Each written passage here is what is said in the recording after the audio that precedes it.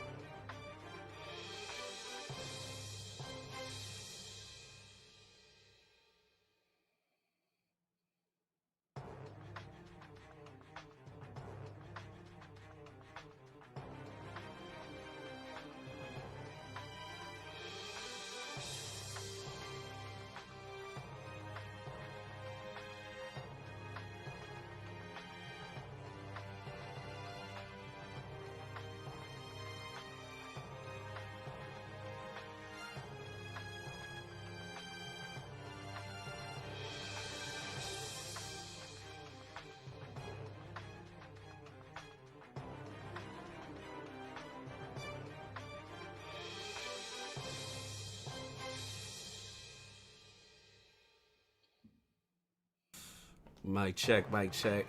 What's going on, family? So I know it's one, y'all. The run will be starting soon, but we're just waiting on the, waiting on the World Cup. They'll be pulling up real soon. All the Lords are here. Sarva's here, and King is here. Everybody's here. Yo, salute my brother, Red man. just showed up. REDinFamy just showed up. All right, no doubt. Salute my brother UK. You know what I'm saying? Dazzle. Salute to the cops that came by.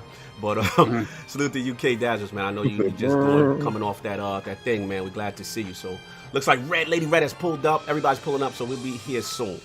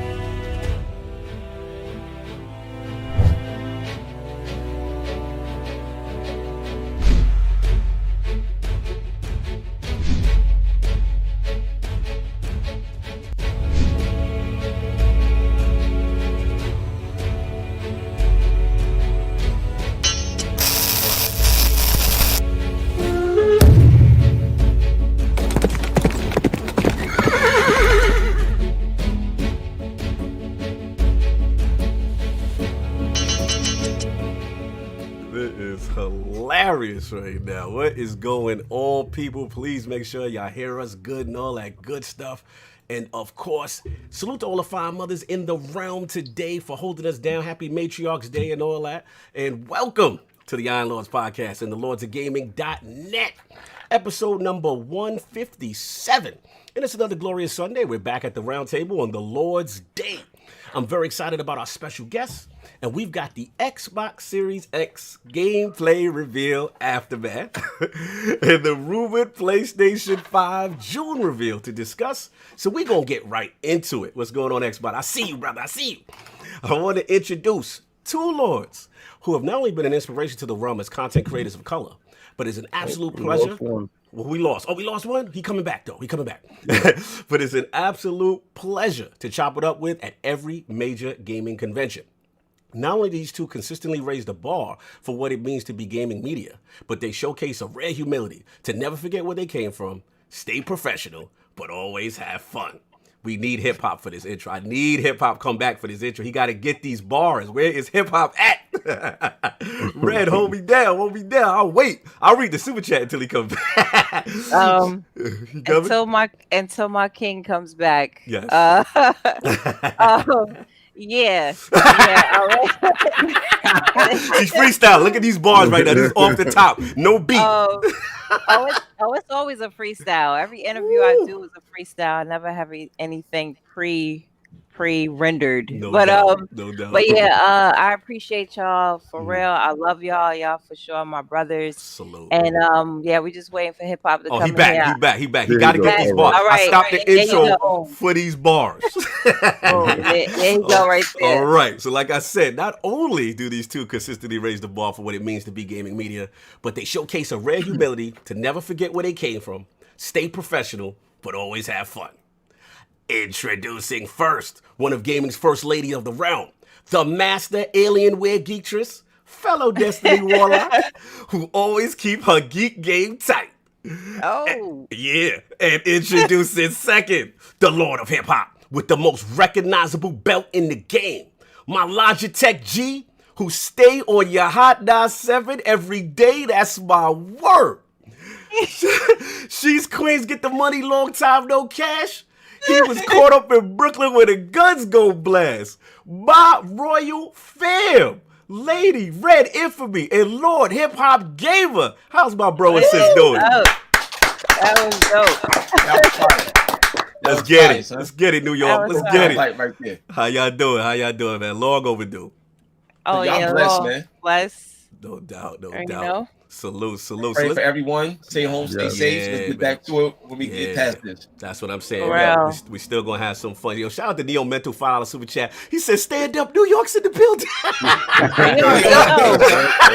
You already know. Go, baby. Please, you gotta respect New York. Y'all know where them bars is from. So first off, New York and West Virginia. Yeah, shout out to West Virginia. What's going on, Attic? We got you. You know what I'm saying? No doubt. So what y'all been playing? What's going on gaming wise? What y'all been playing? Want to take it first? Actually, yesterday I played Bright Memory. So I wanted to. I was like, oh, it was on PC already. Yes. I think Hip Hop had told me, he was like, yo, they have a PC version already in store for early access from a long time ago. So I definitely played that, and I was blown away. So I cannot wait for the rest, because that was the only highlight. That and two other games, I guess, that we'll get into later. Yeah. But two other games. There was just 3 games out of that whole showcase that was a highlight to me. I don't know if you've seen our reactions video. Oh, I saw.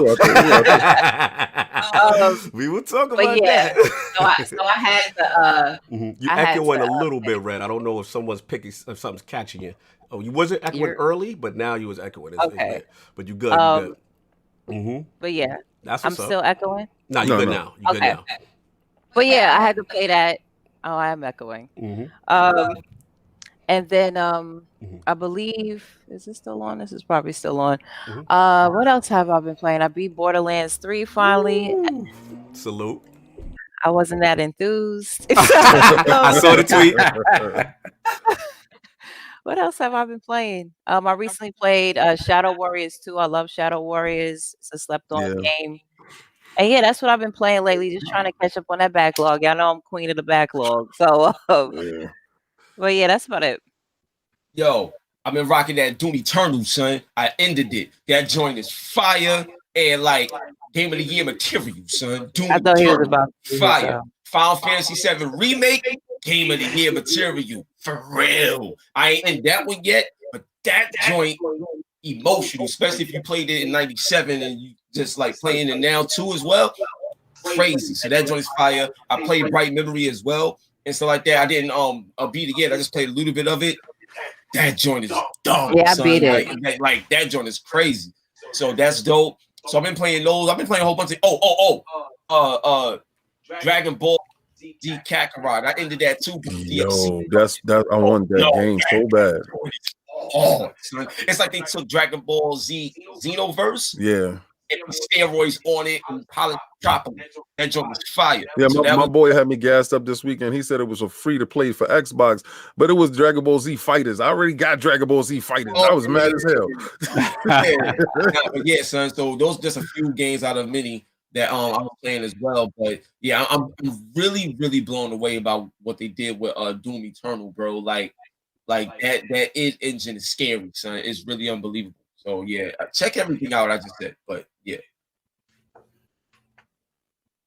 Todd, your mic is muted. Oh, we lost him. We back in the building. No, he muted. Back in the building. You know he be muting his mic and forget he do it. Yeah, because you know how the cops come by. I live right by like a firehouse, every day. It's crazy. So shout out to the Almighty Spotting God, $2 super chat. Thumbnail looks like God of War. My boy Face 23 BKNY with the slander early $5. He said the Book of X didn't help that inside Xbox with that weird definition of next gen gameplay. We gonna get into it. I know you ready. We know you ready. You know what I'm saying? Shout out, yo, who want to get on Philly Eagle? You got Philly Eagle in there. Philly in the building. Nobody paid attention. Yeah, I got it. Philly Eagle with the $5 super chat. A disagreement is not a confrontation. Please try to refrain from BS when people disagree. People will disagree, and that's okay. # don't take it personal. Facts. Salute. That's a whole guru joint. Disagreement is disagreement. That's cool. We learn from those things. Exactly. Yeah. Twitter tends not to remember that. But exactly. Yeah. Salute to the Royal Couple in the realm. But we still got the 4 horsemen of gaming. I see Addicts muted, but we don't still go on. You know what I'm saying? My co-host with the co-most, my brother from another mother, the difficult game conqueror, Lord of Reviews, and the Howl of the Young Wolf. My man, Lord Addict, still muted. Are you back? No, I'm not muted anymore. You was muted. I was like, look, man, I'm eating. I told you. I gave the warning. Yeah, he did. He said 10 minutes in, he definitely gonna be eating. Yeah, it's dope. Oh, Trigger Man with the slander early kick. I'm gonna have to let you get. He said too. He said, "What's up, Hip Hop and Red?" He said, "David, damage control incoming." He already started, man. Yeah, well, you know, I want you to sit down. I want you to watch, and I'm gonna make sure you understand why you hurt right now. I got you. I'm gonna rub your feelings down. Pause. Wow. Anyway, what's going on, Addict man? What's going on? What you been playing, bro? How you been? So I beat Gears Tactics this week. Nice. No spoilers, please. That joint looked dope. Yeah. Please. He said it like Addict been known to do that. Yeah. He's like, yo, Addict, stop. 6ix9ine is home. 6ix9ine. Yeah, don't worry. You know, if it wasn't for hip hop, I think I would have ruined the beginning, the middle, the end, the spoilers, everything about it. I was about to go on a 10-minute rant about the story, complain about everything. Oh my God. What's love, bro? What's love? But you enjoyed it? Everything was love? Yeah, it was a good game. I had some minor issues with it. No doubt. Besides that, it was a good game. We got some super chats while you talking, shout and I still got to finish Doom Eternal. Yes. Hey, I'm hearing good things, man. Hearing really good things. Shout out to Phantom Kraken, a.k.a. Johan Zell. $2 super chat. Seeing Lord Sovereign's face is freaking me There you go. Woo, there we go. We got Denzel in the building. We got Boricua Denzel in the building. We good. We missed JD Gamer. Hold on a second. Yeah, please. $20 super chat because loyalty matters. Good day to my Iron Lords and ladies and you too, Hip Hop Gamer. One question: who on the panel's integrity is in question? And the games look good on the inside Xbox, but it was a little overhyped. # Book of X. They ready to get to the top. Yeah, we got to do first. Skip everything and yeah, we got bills. We got to pay. And then we got a $10 super chat from Tazuichi. by Tony Watt. This is UFC talk. Hello, Lords, but we lost the fight we were waiting for. But Francis, the man, got that Tyson power. We need to watch him all the time. Don't blink. Now, let me tell you something. I actually did blink, and I just saw him walking away from the dude. I was like, oh God, what happened? Let me tell you something. First of all, Tony Ferguson had to cut weight twice. All right, and that sucks. If you're cutting weight in a month and you understand your body is ready at that point that you then did you it. should probably fight in the weight class above that. Yeah, but the thing is this: as a fighter, what you do is that's how it goes. That's par for the course. And he was completely drained. He looked sluggish. Did he at least make the weight? Yeah, he made it. Yeah, he made the weight. If he made the weight, no one got nothing to really complain about. He's a professional. He's a professional. If he gets there, not properly. See, the thing is when he goes back, when he goes in that octagon, man, he's gonna be like 20-30 pounds heavier because he cut so much weight. No doubt. Anyway, I think he's retiring, right? Nah, he's still rocking. Okay. But anyway, and of course, debuting the handsome face, our most technical gaming lord, the solo gamer who lives for the single player selfish experience, and also the Southstradamus, Mr. Offline Profile Illuminati and Lord Patron of the Iron Bank, my man, Lord Sovereign. How we doing, sir? I'm doing good. What's going on, y'all? Woo! Let's y'all go. forgot what I look like. To everybody in the chat, thank you very much. I will fix this green I have behind me. Yeah, there's something wrong with it. Hey, why did I pay $200 for a green curtain? No, this has to be corrected. So I'll have something in the background at some point and fix that. It's different on my screen, and then when I look at the TV, don't say that because now he's gonna be upset now. Yeah, because my camera's acting up. And it's not, like you know what you need to do? You know what you need to do? My camera's acting up too. Yeah, it's not giving you need to do, Sovereign. You need to get that shield back there, one of those shields that Cognito has, and put it in the middle of the green screen. My thing was going to be to put the Iron Lord shield onto the green screen. That'll be that. But camera is not cooperating. We get it right. Though, right. It would have looked crazy too. It would have looked extra nuts. Yeah. So let's get a really nice poster and put it on. Yeah, so I've been on more AC Odyssey, man, trying to get through this damn main campaign. Like, this campaign is ridiculously long. It's very enduring. That's how Origins was. Yeah. I think Origins was a shorter game compared to that game. In terms of length, I think Odyssey is insane. I'm like 90 hours in and I still haven't been everywhere on the map. Like I'm still only everything is still not there. Like I'm just sitting here. I was talking to Dylan. I was like, dude, I'm intimidated by this game. How many hours I got to put in it before I go everywhere? I'm glad Valhalla is going to be shorter. I think it needs to be a more sort of directed experience. But I'm still loving Odyssey. I did a quest yesterday where I had to escort an Olympic champion to the Olympics, right? And he was like a drunkard, and he was long story short, and the man's name was Testicles. Oh no! Stop it! That's where it came from. Oh man, they're out of control. Anyway, let's just say he didn't make it to the Olympics. Fair enough. So that's been it. That's been it. I was happy to see UFC back yesterday. Happy to see that the world is starting to sort of get up and a little bit. The world ain't doing nothing. People are forcing their hands, and I got to give a shout out to Dana White for being the first fool out. You stupid. But at least they did it right. They weren't trying to have people in the arena and things like that. Did you catch that accidental homicide from Frank Sangano? Did you catch it? Oh my God, I saw that. Actually, I'm gonna be honest. What impressed me the most was one of the undercard fights. Which one? It was banging, boy. Thug Nasty. Thug Nasty. Yo, it was great because it was the first fight of the night that I caught, and just to see that level of BJJ, like these guys were amazing. I mean, Thug Nasty really dominated him, but it was just great jiu-jitsu on the ground. Like it was just fantastic to watch. I was so happy to see that. You know why I'm completely jealous? Wow. Because boxing thrives off of the live gate. Yeah. Boxing thrives off of the crowd. Like the crowd is not just for hyping up the combatants. The crowd is actually to generate money and revenue for the fighters. You know, being that boxing is so absolute corrupt and the promoters actually steal all the money. Dana White gets the bag from ESPN, and ESPN doesn't care if you have a crowd there or not. Money is fixed, and you know what comes in from the gate actually pays, you know, the workers in the arena and stuff like that. But the money is set, even though it's little, it's smaller than boxing money. The money is set for the fighters. I think boxing has a serious long road ahead coming in on how they're going to restructure the thing, and I think DAZN is only the ones in space that can actually do it. I was really, you know, happy but disappointed yesterday. Yeah, that's crazy with no sound. One last thing. I just wanted to give a shout out to Optimus Code. Like Code said some real nice things about us on Twitter, and I don't know that any of us actually answered on Twitter. And yes, we did. I didn't, but I usually, if I can help it, I'd like to, you know, address it on the show. But you know, he talked about he just talked about how he liked the fact that it was obvious that there's camaraderie between us, and I think camaraderie is a term that doesn't necessarily apply to us. This is brotherhood. Like these, I'm gonna tell you right now, like these guys are like they're my brothers. Like I've known them, two of them, for the better part of my entire life. And you know, and then I met Addict through them, and to me, I've only seen Addict twice in person. But the minute these two guys vouch for you, that's it. You're family.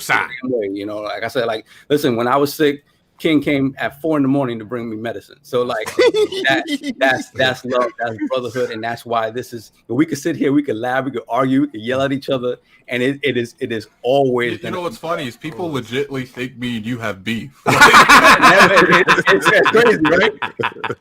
We go at it, man. We go at it. Yeah, we go at it, and it's funny because that's the way it's always been. It's always been that way. When we were younger, there was a lot more cursing. It was not syndicated. We try to keep it clean for the kiddies, but yeah, man. So I appreciate that from Code. I appreciate that people see that in us, and that's why people are drawn to us. You know, obviously we say funny things, but at the end of the day, it's always all love. It should always only be all love, and the people that we call family understand that, and they fall within that sort of realm as well. So I appreciate what you said, Code. I appreciate it. No doubt. Much love to Code for that, man. Definitely caught that. You already know. And of course, we have the Incredible Hulk of this, aka the XS Gamer.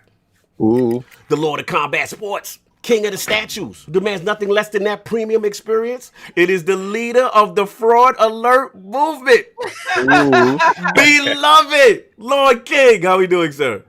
My God, we had fights yesterday. Let's get it. We had 2 men up in that ring. Let's get it. Mano y mano doing their thing. It felt like home. It was a beautiful thing to see. It felt good. We also had mano y mano in these Twitter streets. Oh, we doing that? Yeah, we're gonna actually do that. I'm gonna give you man talk. Oh, man. Yeah, man talk in a minute. And I did not want to do this today with these wonderful people in the realm today. But something has to be addressed. Oh, here we go. Now, I can joke around all day on Twitter with Twitter dudes. I have fun. Yes, sir. I literally, we have fun. Yes, sir. I take absolutely zero of it personal. Yes, sir. But when you are someone that's in my chosen profession, and I choose this as a profession, I take this highly seriously. Facts. All right, because all you have is your word. Facts. All right. You have your word that you stand on, your principles, your integrity, and that as a man or a woman makes you. You know, dudes got to understand when they come to the show, they know what I'm going to do. They know that. They know exactly what it's going to be. You know what boss we get. And that means a lot to me. Facts. Because that means I'm not fraud nowhere. So when an individual feels that they try to demean me or feel that they can, how can I say it, try to lower my what my goals are. They try to undercut me. Right. When you're in my profession and you are a YouTuber or content creator and you try to undercut another content creator, I have no respect for you. So I'm gonna give you one warning and then it's hands on you. All right? We gotta please.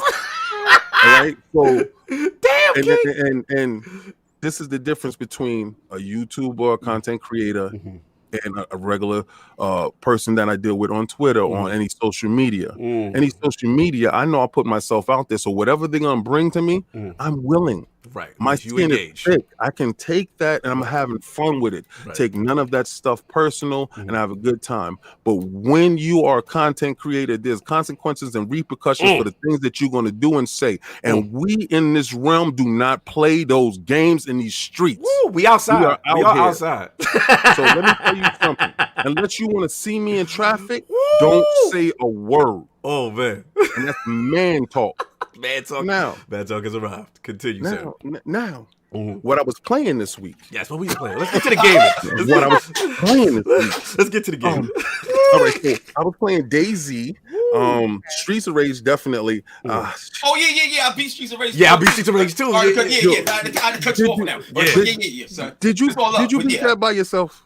They're beating the hell out of me. They're beating the hell out of me. Yo, that last boss is rough. If you, I don't even know how you do it. Yeah, it's not. You really, you really need to like employ tactics. You really do. Okay, because my behind is sitting here acting like it's 82, and I'm getting the brakes beat off of me. Okay, I got to start Yakuza, so I downloaded Yakuza. Yes, sir. The Long Dark. I tried that before, and they polished it up now. And it's so nice. I'm still doing the Journey into Savage Planet, but AC Odyssey. Yes. I saved this part because I think that's what happened to me, because I play all my Assassin's Creeds and usually I finish them all. Right. But for some reason, this one I got disenchanted. Something happened. Right. It was a disconnect, right? Because I played Origins before and I was anticipating this one. I brought all the DLC from day one. I had everything ready, and I probably put in $200 into this game. Wow. Right, over the period of time that, because you buy stuff, they always got new hot suits and I want this new horse and whatever. I pay the bread. I give you the bread because you're giving me content. I love it. Right. So I got disenchanted with it for something, but I understood now when Addict said it intimidated me. And I just sat down and I just went to one island and I said, I'm going to do whatever on this one island and I'm going to make it next. I made it to this arena with these gladiators. I threw my controller for the first time in a long time yesterday. It was one swing, and I was so close to getting them. You know what's funny, King? I got to the point in that game where I was so under-leveled, I was just like, I got that ability, the Spartan kick. Yeah. And I would just keep kicking people off mountains.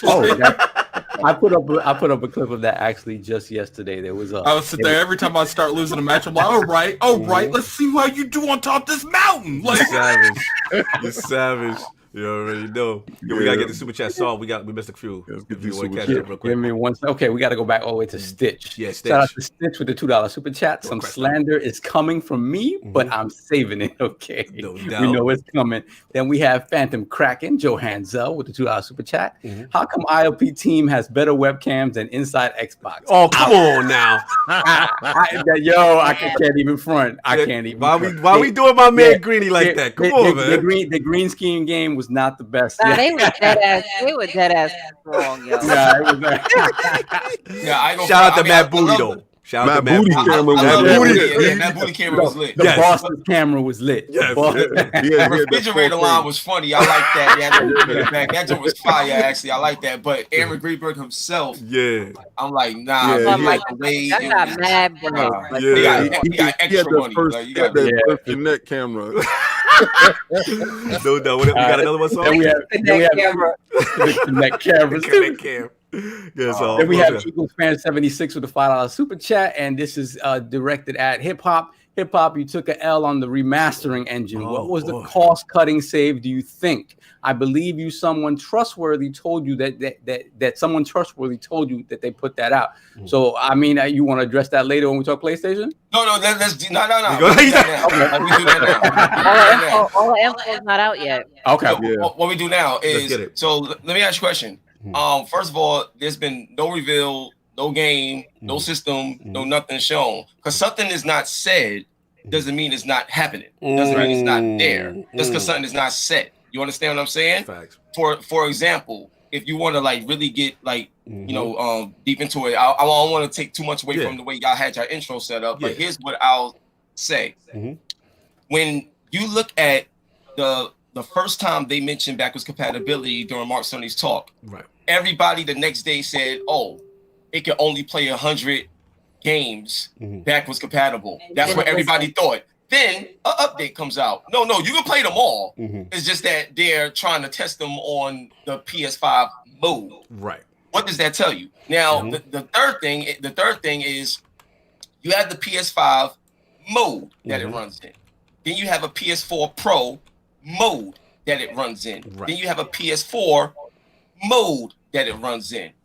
I'll let you fill out the rest. Fair enough. So you want to get the rest? Lord Hip Hop has addressed See what we have. Okay, so then we have Eagles fan again, 76, with the $2 super chat. Lords love the show and support the podcast you do. Thank you very much. And we got Jay Barry. I'll get Jay Barry. Get Jay Barry. Hold on, I gotta read that. Jay? Yeah. Please say his name correctly. Jay Burry. Yo, you throw the crest up for Barry. Jogan Addict called him Jabari. It's all good. For the $9.99 super chat, I'm here to listen to King's apology to the gaming community for the horrendous display of gameplay inside Xbox. But shout out to the Lords. Yeah, I love it. I love Jay Barry. That's up to Jay Barry. Jay mad because I roasted him on Twitter. I gotta see what y'all say. Oh, it's gonna be lit. It's gonna be lit. Shout out to Stitch 666. You might as well. Yeah. Then we got the rest gets filled with the card reader. You already know, man. But yeah, that's been pretty much it, King. That's what you be rocking. Oh yeah, that's it. Yeah, I was done. Oh no doubt. You already know. And of course we got Many game in this week. you already know. Oh, shout out to Twitch and Mix in the building. I see you Staldo over there at Twitch. That's what's up, man. Of course we got the gaming ninja himself, the Shinobi, LordCognito. Spreading that realness to the realm of the IOP. Not telling you what you want to hear, but what you need to hear. Yo, please check out the best Destiny podcast you ain't never heard. The Last Word, man. My boy Ebontis. Yo, we had the young goat up in there, CB Gray. Yo, this young brother, man. Gray eyes. Yo, that's what. Yeah, CB when Gray, I didn't bro. know who you was talking about. Yeah, until good dude. I saw it. I was like, oh, I know him. I know Good dude, him. man. He been on his grind. It's good to see him moving and shaking. So we was talking about what's going on and all that. So yeah, check that out if you want to know what's going on in the state of Destiny and all that stuff. And I yeah. definitely got to. Oh, absolutely. You know, you and Warlocks. We Warlocks got to stick together. We losing Guardian games hard, though. I don't know what's going on. Oh, man. I don't know, man. Please That's not for Warlocks. Yeah. Look, all I have to say is congrats to my Titans. Guardian games is fixed. Oh, man. But yeah, check that out, man. It's not my fault. What's funny is I'm a Titan that took this season off, and I'm still going to win. Exactly. Yeah. I know. I have to reinstall Destiny 2 just to get them perks. You know what I mean? So just like hip hop, yo, definitely did that Streets of Rage, man. Shout out to my man, Porsche Power. We beat it. He had Axel. I had Adam. We took it back. Yo, love the bosses in the end, the build up. Yeah. It is a true, crazy. Yeah, it's a true love letter to, like, you know what I'm saying? That era, they did a. I'm gonna keep beating it again. I'm getting out the old characters, the Streets of Rage 2, the Streets of. Yo, they OP. Them Streets of Rage 1 characters is mad OP, son. They're crazy. Yeah, because they can't Trying to run edition. Oh, I gotta get that too. But I'm waiting on really mine. nice. Did you see that Xbox One? Yes. Yeah, it's crazy. Yes. It's crazy. I know Limited Run is kind of tight that other people. Oh, Limited Run? Well, yeah, because Limited Run, they had the original run of just a limited amount of physical copies, and then apparently they made a deal with I guess one other or two other companies to make more. So it's their run isn't as limited as they had hoped it was going to be. But he said an Xbox something. Yeah. An Xbox something. Yeah, they got a Well, it's actually edition. another company, I think. I don't know if it's Limited Run. It's another company. Yeah, it's another company now finally doing a collector's edition for Xbox, because that was the only platform that didn't have a collector's edition. Wow. Yeah, but I thought that was only because it was free in Game Pass.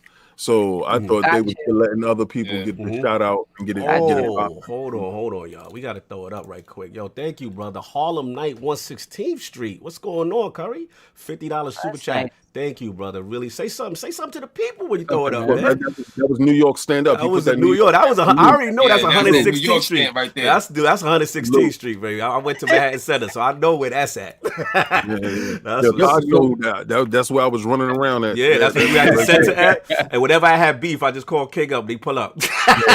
Shout out to Kevin Mace though. He was out there. Yo, so question: Have you guys gotten out the retro stages? You know how to get the retro stages out. So what you have to do is, anytime you see an arcade cabinet, oh yes. You gotta get the taser. You have to electrocute it. Yeah. My bad. I didn't know what you meant. Yes. You have to electrocute it. You have to electrocute it. Yeah. So you know how to. Because I was really upset when I beat the stage, and I was like, "What did I get?" Yeah, you know. Yeah. When the cops come out and they got the little tasers, you beat them and they drop on the floor.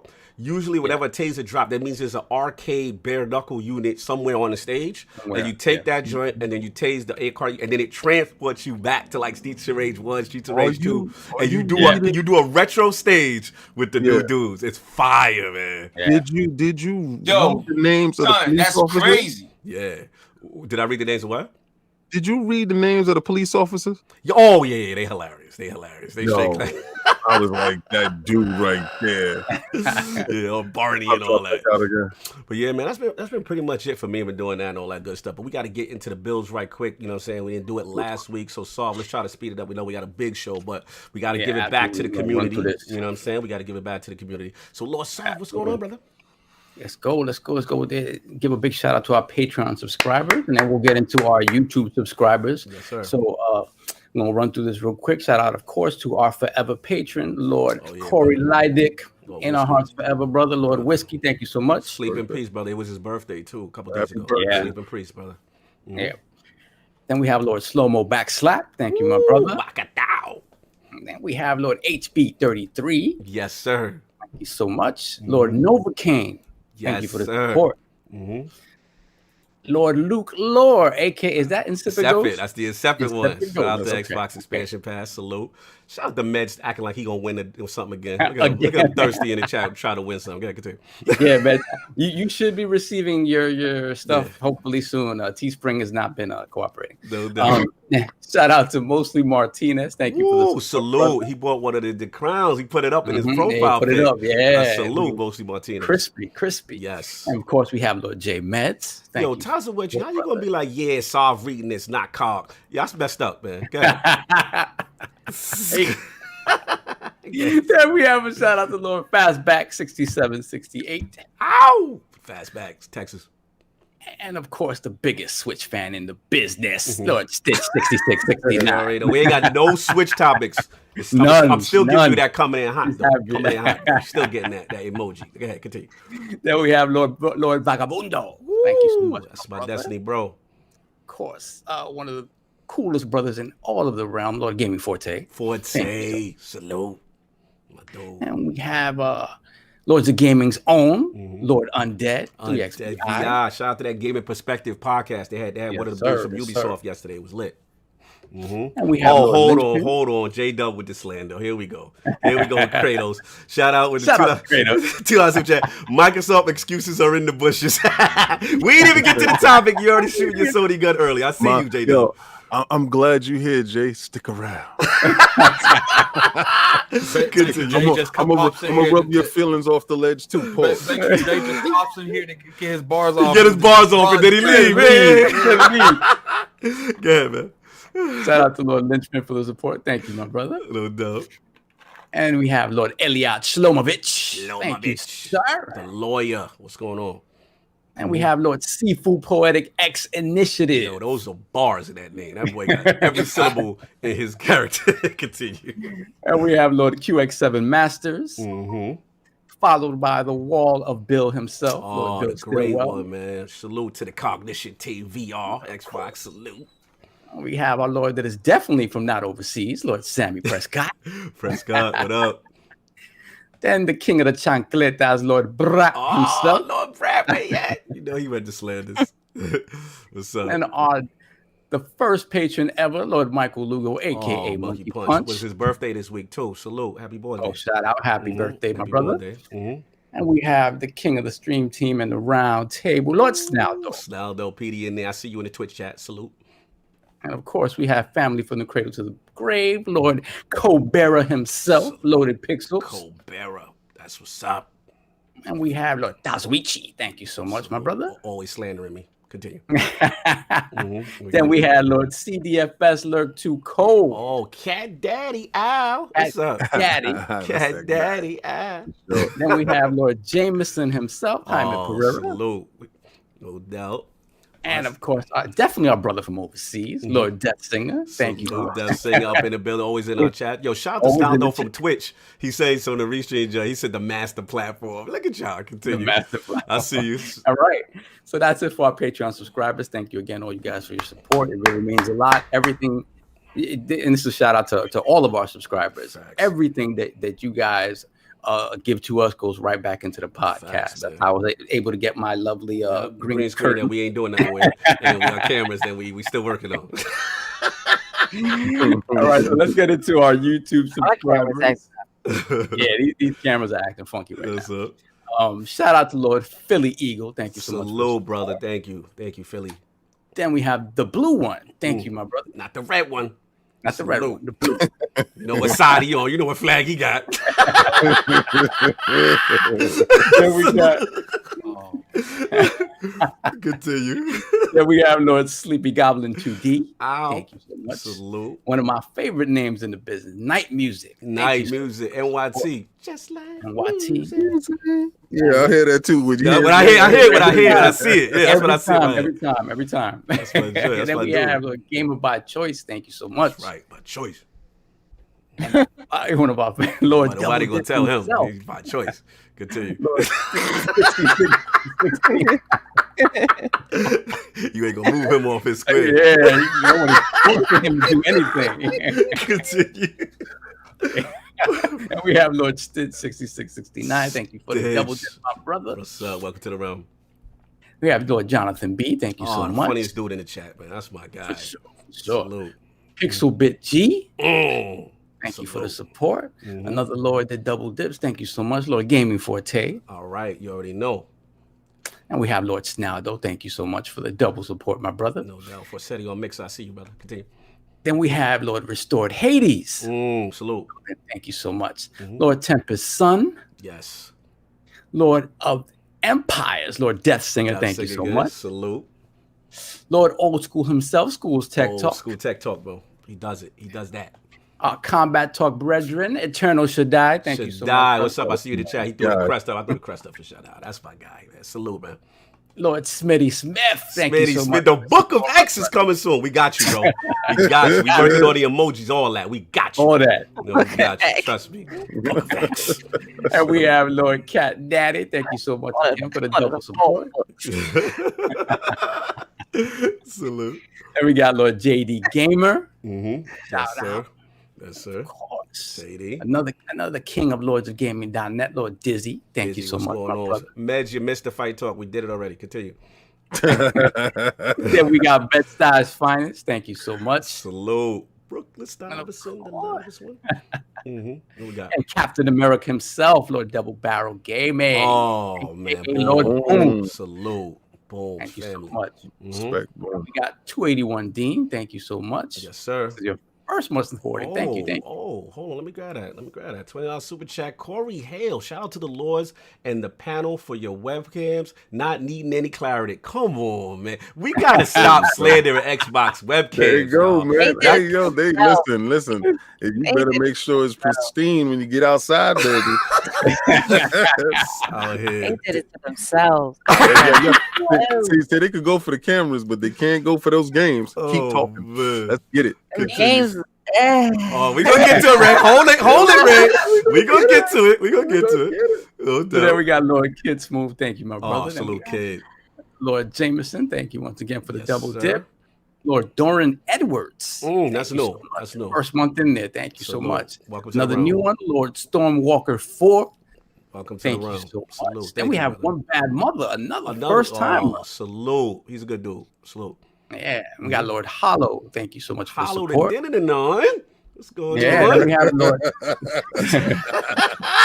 Let's get it. And we have Lord Cairo MX. Only 21 days in. Thank you for the support. Salute. Thank you, brother. Much appreciated. Once again, a new supporter on this end, Lord Fastback. Thank you so Texas, much. what's up? And LG, baby, thank you so much. You already know.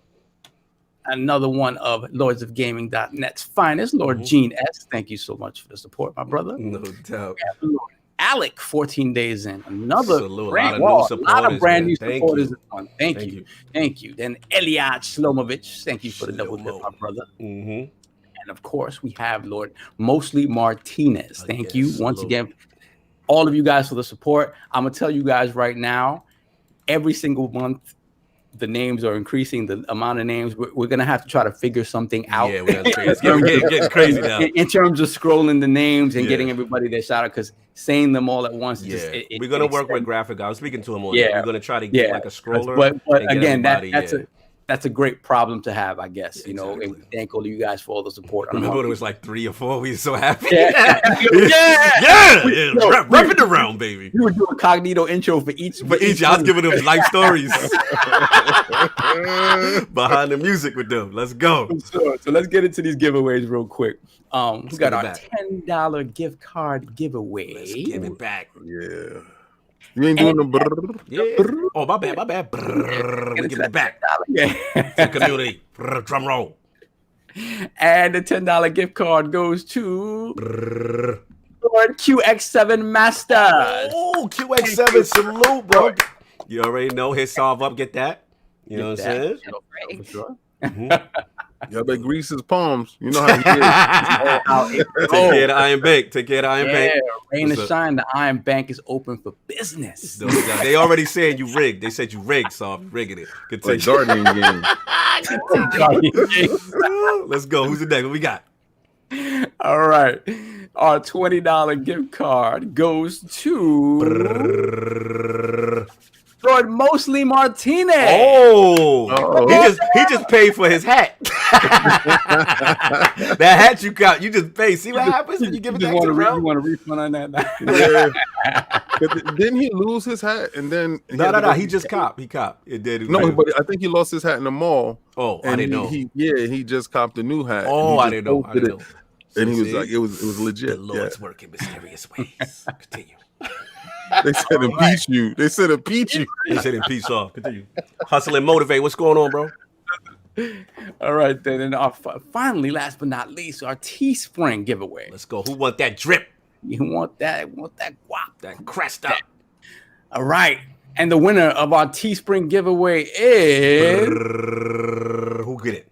Lord Chancleta himself. Brap? Lord of Brap. Oh, Brap should not win it. He was talking crazy. Look, can we re-roll Brap? I feel the Xbox slander was too hard this week. I thought he can't get no drip. I don't want to see him with this it. month, man. I thought I rigged it successful this month. He shouldn't have won that. Brap. Wow. That's crazy, man. Shout out to Brap. Let me get DJ Hero $20 super chat. Thank you so much for your show. I never get the chance to catch you live, what? But you guys are an amazing and inspiration. Keep up the Lord's work. Thank you, brother. You know what, King? Send him into the Bushes shirt. That's what his Teespring is. Yo, Victor Alistair, 2007. Yo, King, hold the line. It can't be no Xbox slander. I know. He coming. He coming. You know I got you. You know what I'm saying? This is crazy, yo. All right, so that's what we got. So we done. good? Yes, bills is paid? Yes, all sir. right, because we made our guests suffer through all our foolishness. Sorry about that, y'all. But we missed it last week, Red Hip Hop. We missed it. We had to give back to the community. So salute. So that's now good. That's how it's supposed to be. No doubt. Appreciate y'all for sticking in. So now that the bills are paid, we got to where everybody's playing and all that good stuff of a 2-hour intro. Let's get into, obviously Lord Hip Hop, the OG, he's actually one of our very first supporters. He's actually one of our earliest shows, like ILP number 27. So please check that out, man, because the brother has a tremendous gaming history, you know, powerful story from where we came from as well, rising above the negativity, and salute to the greatest grandma in the game. You know what I'm saying? His story is touching and powerful. Please check that out. But I definitely want to start off with Lady Red, her debut here in the realm. You know what I'm saying? So her video game system. I always been like chiming in. Yeah, you pull up, but this is your official debut. You know what I'm saying? Feel like that, 'cause it's, Yes. So her video game system history, you know what I'm saying? Her journey as a reporter and content creator, and of course, what led her to transform it into one of the top gaming media personalities in the game. So, Lady Red, let's start from the beginning. What were some of the first video game systems you had, and what got you into gaming?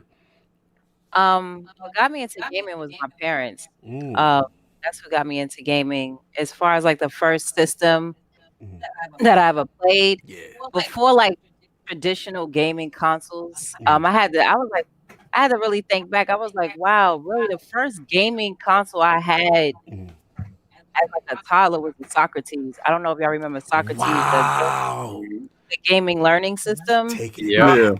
Yes. And they had it like the Famicom like type of robot, but that was actually the first that was my own. Then as far as like playing on the traditional gaming systems was my father's Master System. Oh, you my had mom. That was the first like Let's go. as far as like real gaming console, the Master System. And that was something that my mom gave to my father. But it always influenced off of my father, or like at the movies, if we would go as a family to the movie theater, you know, they used to have like the arcades. The arcades right there, yeah. Yep. So my mom introduced me to Mortal Kombat, like, and at a young age, like my mom never was the parent to like suppress me from things. I guess you gotta kind of determine what child that is. She threw you straight into the. Okay, that's gangster. Go ahead. As being the only child during that time, especially as a girl, she just thought like I don't want to shelter my daughter because you know this is New York City and it's real out here. So she never sheltered me from certain things, and I was appreciative of that. But yeah, that was like the early part was like 3 all the way up until now. But yeah, as far as that was my first consoles was like until I got my own Sega Genesis. So I grew up as a Sega girl. Let's get it. So yeah, Sega, Master System, Genesis. Let's go. I didn't have as far as the CD. That was like the only part, and like say that the same part. But everything had the Game Gear, all them damn batteries. Wow, you was really saying it out. So when the Genesis came out, you was repping Nintendo. You was there. You was about that. My cousins and I would always argue because they had down the block. I was going to play Nintendo games. Yeah. I would always be like, yeah, we got blood in our games. Mortal Kombat with the blood. I used to them all the time about that. But it was fun. You know, we had our own console war, but we got to enjoy both. So they would come over my house and play Sega, and then vice versa. And then just growing up, like after Sega was PlayStation. When I went up to my cousin's house and seen Crash Bandicoot, and then got to play you Twisted echoing Metal. a little bit again, Red. I don't know what happened. We was good for a little bit, then it went left. It went left again. I don't know what happened. It's your mic. It might be his mic. It might be his mic picking you up. Yeah. It might be hip hop. It's muted. Okay. You good? All right. Y'all can hear me now? Yeah. Oh, yeah. There you go. Okay. It was his mic. You was talking that good Sega talk. I wanted to continue. But yeah, after that, it went into PlayStation, and I was blown away like by it at first, and I was like, wow. PS1 was fire. I was because I did have a Sega Saturn, and it's just that PlayStation had the games. Like Sega Saturn was ruling as far as the power that it had, but the games that PlayStation had was like wow. And that kind of has been like a running thing going into now. So as far as Xbox, when Xbox came out, and I was like, yo, the graphics on this looks way better. Way better, facts. Looks way better than the PS2. So I had Scarface on there. That was some other games. I had that whack Bruce Lee game. I remember that. My My brother's a big fan of Bruce Lee, so he used to play that all the way through. I remember that stupid song. Rock my, So let me ask you this right now: when you had the OG Xbox, when you ripping your CDs, the music, remember they had the hard drive? Did you do that with the music? Yeah. Was you rocking to your own beats, to your own joint? I was like, oh wow, I can put my own music on my games. Facts. Yep. Like that was some things about a lot of the systems in the back that has really paved the way to what we have today. Like Xbox with that. As far as of course Xbox Live just changing everything with the grand scope of social gaming. But a lot of people forget about Sega going online. Yes. And you was able to log on to the internet with Sega. Like a lot of people forget about that. And even with the Dreamcast, that's why you had the whole keyboard you was able to buy. So a lot of people forget about Sega's innovation. People talk about Nintendo's innovation, but Sega had a lot of innovative things over Nintendo. So it's just that they just shot the complete cranium, not even I mean, shout out to Microsoft too for helping that Dreamcast. Because they have Windows CE. Had that operating system for them. That's what's up. So you say so. What? Let me just ask Red one quick question with the transition from Sega Kid to PlayStation. What was the last Sega system you had? It would be Sega Saturn because I didn't get a chance to have a Dreamcast. Ooh, okay. Wow, you missed out on that great. I missed out. I begged my mom. I remember this was the worst place to ask. It was at, if y'all familiar about Queens, the Coliseum. Yes. So, like this Chinese lady had that joint for like $600.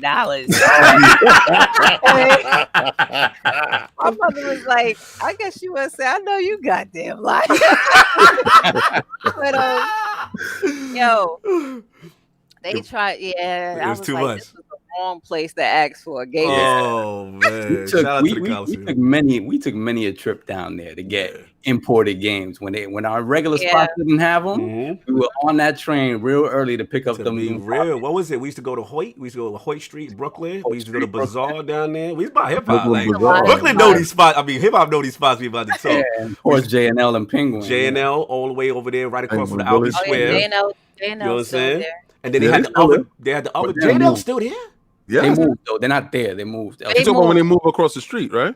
No, not anymore. But wait, we had two spots. We had Brooklyn Bazaar and BK across from Albee Square Mall. Then we had the other joint, Penguin Village, over there by Canal. Downstairs in the bottom, and then they had the other dudes that went across the street. Right. J&L and Penguin were both downstairs, and J&L went across the street. They got big. Yeah, they got bigger. Yes. And they still in existence, though. That's what's up. Shout out to G, That's New York in the building. That's the only time you saw black faces in Chinatown. Yes. We found out that they had the game. Facts. Chinatown Fair with the arcade. What you know about that? Let's go. Shout out to the chicken in the cage. Yeah, remember that chicken? Yo, what was that chicken about? We doing some real New York talk. Neo Men's is in the building. Chicken knew math. Yo, mad New York lawyers in there. Jake Meds is in the building. You already know. Gene in the building. A lot of New York talk going on right now. Yeah, a lot of New York talk right now. But New York has a big, is a crown jewel for gaming as well. So but yeah, that was pretty much like my bout until like I moved down south.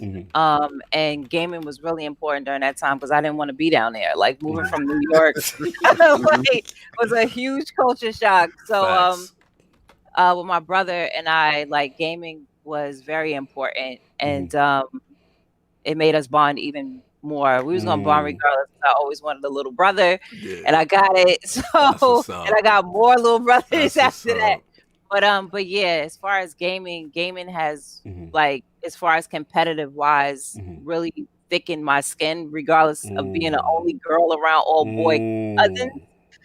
Gaming was one of those things that my skills, and then you can't tell me nothing, and I'm gonna like talk mad trash against you. Yeah, I got some questions for you and hip hop later. I got some questions. Oh, we go at it. We already done save that part. I got some funny stuff. Yeah, we go at it. Let's go, hip hop. That's what I'm talking about. So look, it's all love. It's all love, man. Tremendous gaming history. Always love first, baby. Always love, man. You already know. I love that about y'all. So obviously, like I said, tremendous gaming history, all that good stuff. Now I want to get your focus to games media and like just becoming your journey as a content creator. You know what I'm saying? Because I seen your grind, I seen your hustle. I actually got to shout you out because one of the most jealous things as a Destiny fan is when I see you interview Deej. I was like, damn, she doing it right now. Yeah. She doing it right now. So Deej, salute. I interviewed, I forgot who else I interviewed from Bungie. Yes. That's my some golden time goose. ago. That was like one of my fun interviews. Yes. And people was hating on that interview. Like some people that I was a part of that time was like hating on that interview. And then but we had a great time. Like Bungie was like, yo, can we get your PSNIC? Like, we had a great time. That's as far as like my interviews. I just the main thing is it's not like, hey, so according to that's not me. I'm sorry, I'm not. We're not doing that. We're not doing that. No, that's not me at all. So I'm like, I just like to chop it up. Like if we were sitting down, just talking. Yes. About something that they created. I think any creator love when people just appreciate what they actually spent a lot of time on or what their team spent time on. So I just like to chop it up and have fun and ask things that people are scared to ask. You know, which is some of the most simplest things, period. But as far as like my grind into even getting into the media, was just me talking about my passion, period. And that was on social media. So as far as a lot of people say, like, you know, I hate social media or this and that, I just turned it into a positive platform during that time. Coming out of college, like 2008 was horrible financially in this country. And I graduated in 2009. It was hard finding a job. So all of that passion, I got to find out about Gamer Tag and Step Your Game Up podcast. And those were like very inspirational people. And then Malik and Treasy had Iron, they had the Iron Cat. I forgot what it was. It was Iron something. Y'all messing me up. Iron Lord. Javen and also hip hop. During that time, we didn't know each other at all, but he was an inspiration to mine too, besides Treasy and Malik and Javen and everyone else. So it's funny how things came about. Like, word. But yeah, during that time I got to speak and use Twitter as a platform for me to really speak my mind on gaming or what I've seen in the industry or the community. And that's how I actually got discovered by an editor of a large outlet. Publication. So he followed me one day and he was like, shouts out to REDinFamy. She's a really dope black like female that's gaming and she actually knows what she's talking about. And the reason somebody, because you have some women that be like, oh, how would he say it? Why he gotta say it like that? Yeah, the reason why I said like that, because you'll have some women on the platform that is posing and just wanting for the attention. So you can decipher when somebody is actually in 140 characters, know what they're talking about. Talk about it. So that's how I actually got discovered. He then went into the DMs. You know, it was like, he was like, how would you like to write for Black Enterprise? And I was like, what? I was like, hell yeah. He didn't ask for any writing samples or anything. So I will say for everybody that thinks that social media is something negative, you can always turn it into a platform that's positive. So that's what I did. And that was my first professional like step into getting paid for my passion. So so yeah, I would say always just keep at it, and if it's your passion, it's gonna come to you. Absolutely. Salute. We see the grind, we see the hustle. It's fantastic. And then also I gotta salute you. You gotta clap it up. Yo, clap it up for that. The story is tremendous. You right. And the fact I want to salute her also on the Alienware thing. You know what I'm saying? Because I thought that is super dope. You know what I'm saying? And like to see them get behind you and you can rep the brand and do your thing, continue on with your journey. Like, how did that make you feel? It was great. I actually knew a lot of key people at Alienware for a while now. And that's another thing too. Patience is always key. I know we all get kind of like antsy and stuff. My podcast hot. Why they not hit me up? Yeah, why not hit me up? Like we know this in life. as far as like God testing you as well, as far as like things in life. Other materialistic things, that's something that is on a different level and a different topic. But when your mind is set on something and you gotta have patience. I get impatient. I'm like, yo, why is this not happening? Why is this and that? That's but real. I will say a lot of people get wrapped up in jealousy. And when you get wrapped up in jealousy and enviness, it's like, why you not learning from those people that you want to Thank you. Preach. Like, so where you want to be at, and you like, why that person have that? Why don't you study what they're doing? You wanted something. I'll give you the you wanted something emoji. Keep talking. You spitting balls. Keep going. You wanted something. Why, like, just this, see what they have that you don't have. Right. You know what I'm saying? See what you have that they don't have. And just, that's how you polish yourself too. Because a lot of people in these times like to compare themselves, because social media does that. You only get to see the great things. Right. But that's like, especially during this time that we're in, is a great time for self-reflection on what you can work on. Yes. You know what I'm saying? And if you all about hate and just uneasy in your own shell, you go way over there. You know what I'm saying? Like, just like some of the things that David was saying. But I was like, yep. You know how I can tell, Red? The King said, like, I look at people's last 10 tweets. And if your last 10 tweets is always something negative, attacking somebody, dissing the game, like, I look at you funny, like what are you doing with your time that you got all this time to just spew negativity all day? Something or somebody else's something, So, play some games. Play something. Now y'all know I don't be on Twitter as much. The only time y'all see me is when somebody say something. Some slick.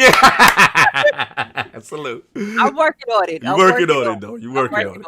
I'm working on, that's a lot of times when I go on my rants. But as far as like my passion and as far as like the whole thing with Alienware, I did know them for a great amount of time. I went to an event, spoke to a good friend of mine now, have been for those years, and just was telling him about, what I want to do on my own. I was going through things, working with other people's outlets and independent, building their dream. It's time to build mine. So, and even like people that I help or want to be a part of my platform that I have now, my good friends, I always let them know one thing that I wish somebody would have told me is, even though you want to help build someone else's dream, make sure every time you're doing that, you're taking something from it and building your own at the same time. Smart. So always have your own platform. Always have your own platform. Anything. I don't care if you're a graphic artist and you're making graphics for this one website.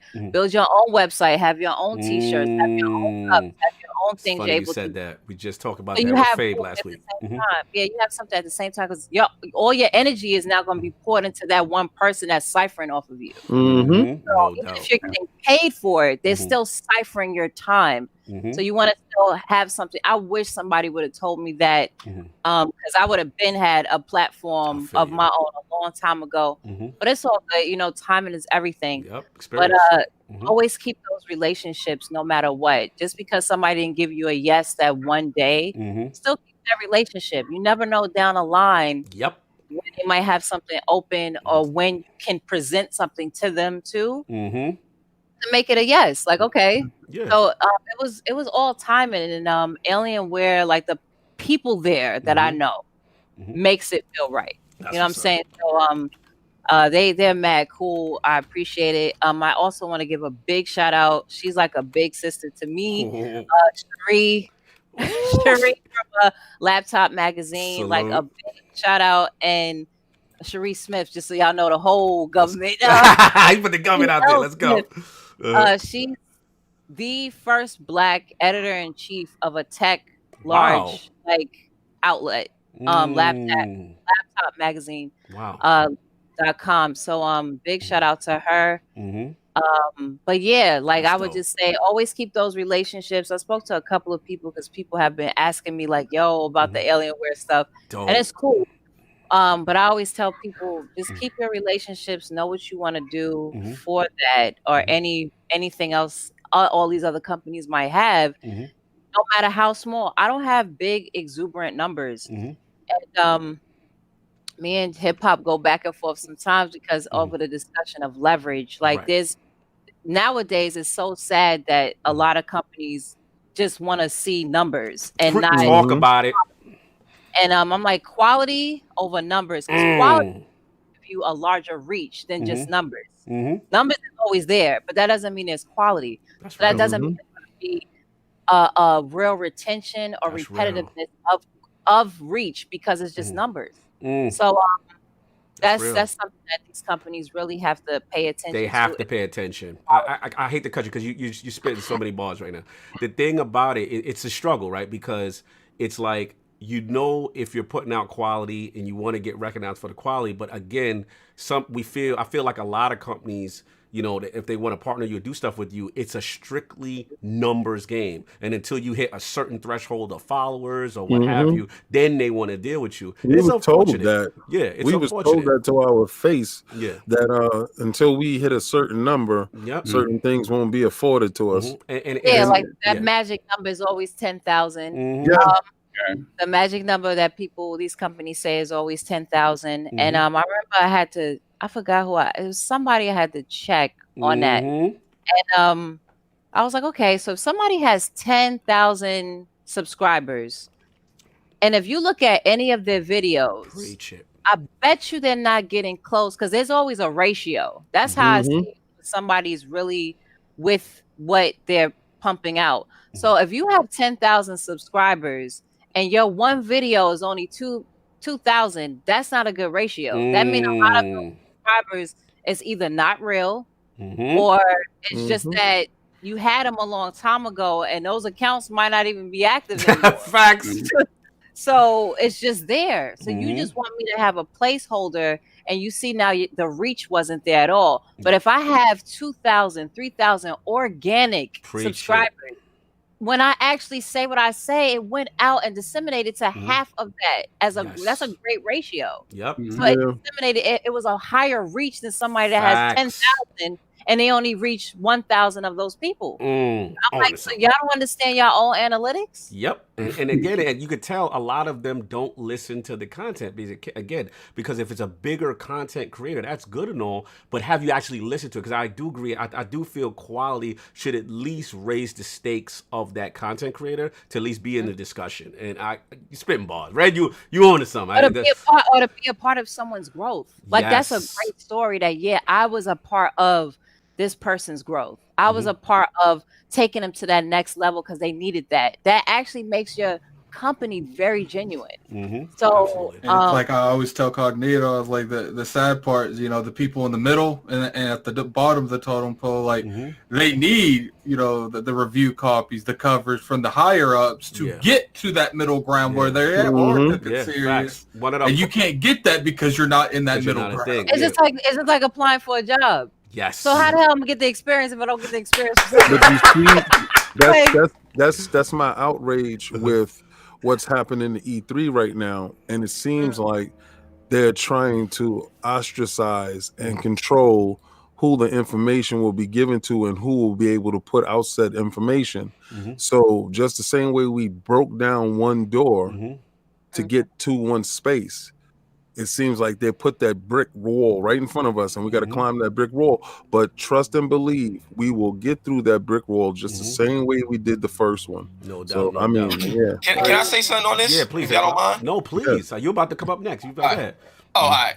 So one thing that I would say that I've learned. So my first year, 2008, I had got discovered by Torrance Davis of the BigBang.com. That's what got me to E3. The first year I went to E3, I had the John Cena belt with John Cena's name on it. All right, like, you know what I'm saying? Like, I went there, I'm the only person like me, like doing what I'm doing, talking, everything like that, right? But I managed to do some big interviews and like with Aaron Greenberg first year, Pactor, and I think Kojima that first year too. Wow. So and I think Sam Kim when he was with Xbox. This is a while. That's way back. Yeah, I remember Kim. Wow. So I remember all this stuff, right? And when I got back from E3, my boy Torrance told me something. He was like, "Next year you're not gonna need me." That's what he told me. He said, "Next year you're not gonna need me." And I told myself, "Nah, I can't do this without you. Because I'm new. So then He said, I'm telling you, next year you're not gonna need me, man. This and that, this and that. So I kept working and working and working. Now, one thing is to Red's point, the industry do be funny, you know what I'm saying, with the numbers and this and that, this and that, this and that. But what I did, like in my mind, I just said, you know what, numbers or not, I'm gonna do something that's gonna make people come to me. Period. I don't care who you are, I don't care how big you are. I'm gonna do something to make people come to me. I sincerely believe that, like genuinely. So everything that I did, like especially during that time, everything that I did was different from what everybody else was doing. And I remember you from Shots Fired. I was like, yo, this is my guy right here. With the comparisons? Yeah, like there's another one coming up too. Like, because I told people I was bringing it back a certain way. Let's go. So there's something that came up that's gonna allow that to happen correctly. Okay. But so what I wanted to say, you know, when it came down to the numbers, and this is back when I had my own website with HipHopGamerShow.com, and I'm up here looking at Alexa and all these Google Analytics and everything like that, and I'm looking at this stuff, and I'm like, okay, but then I started realizing people started doing things for me and doing things with me without not caring about the numbers. Because, and I learned this because I would always be the one to talk about numbers first, because that's what I thought they wanted to hear. And then they was like, nah, we just want you. Like, we just want you.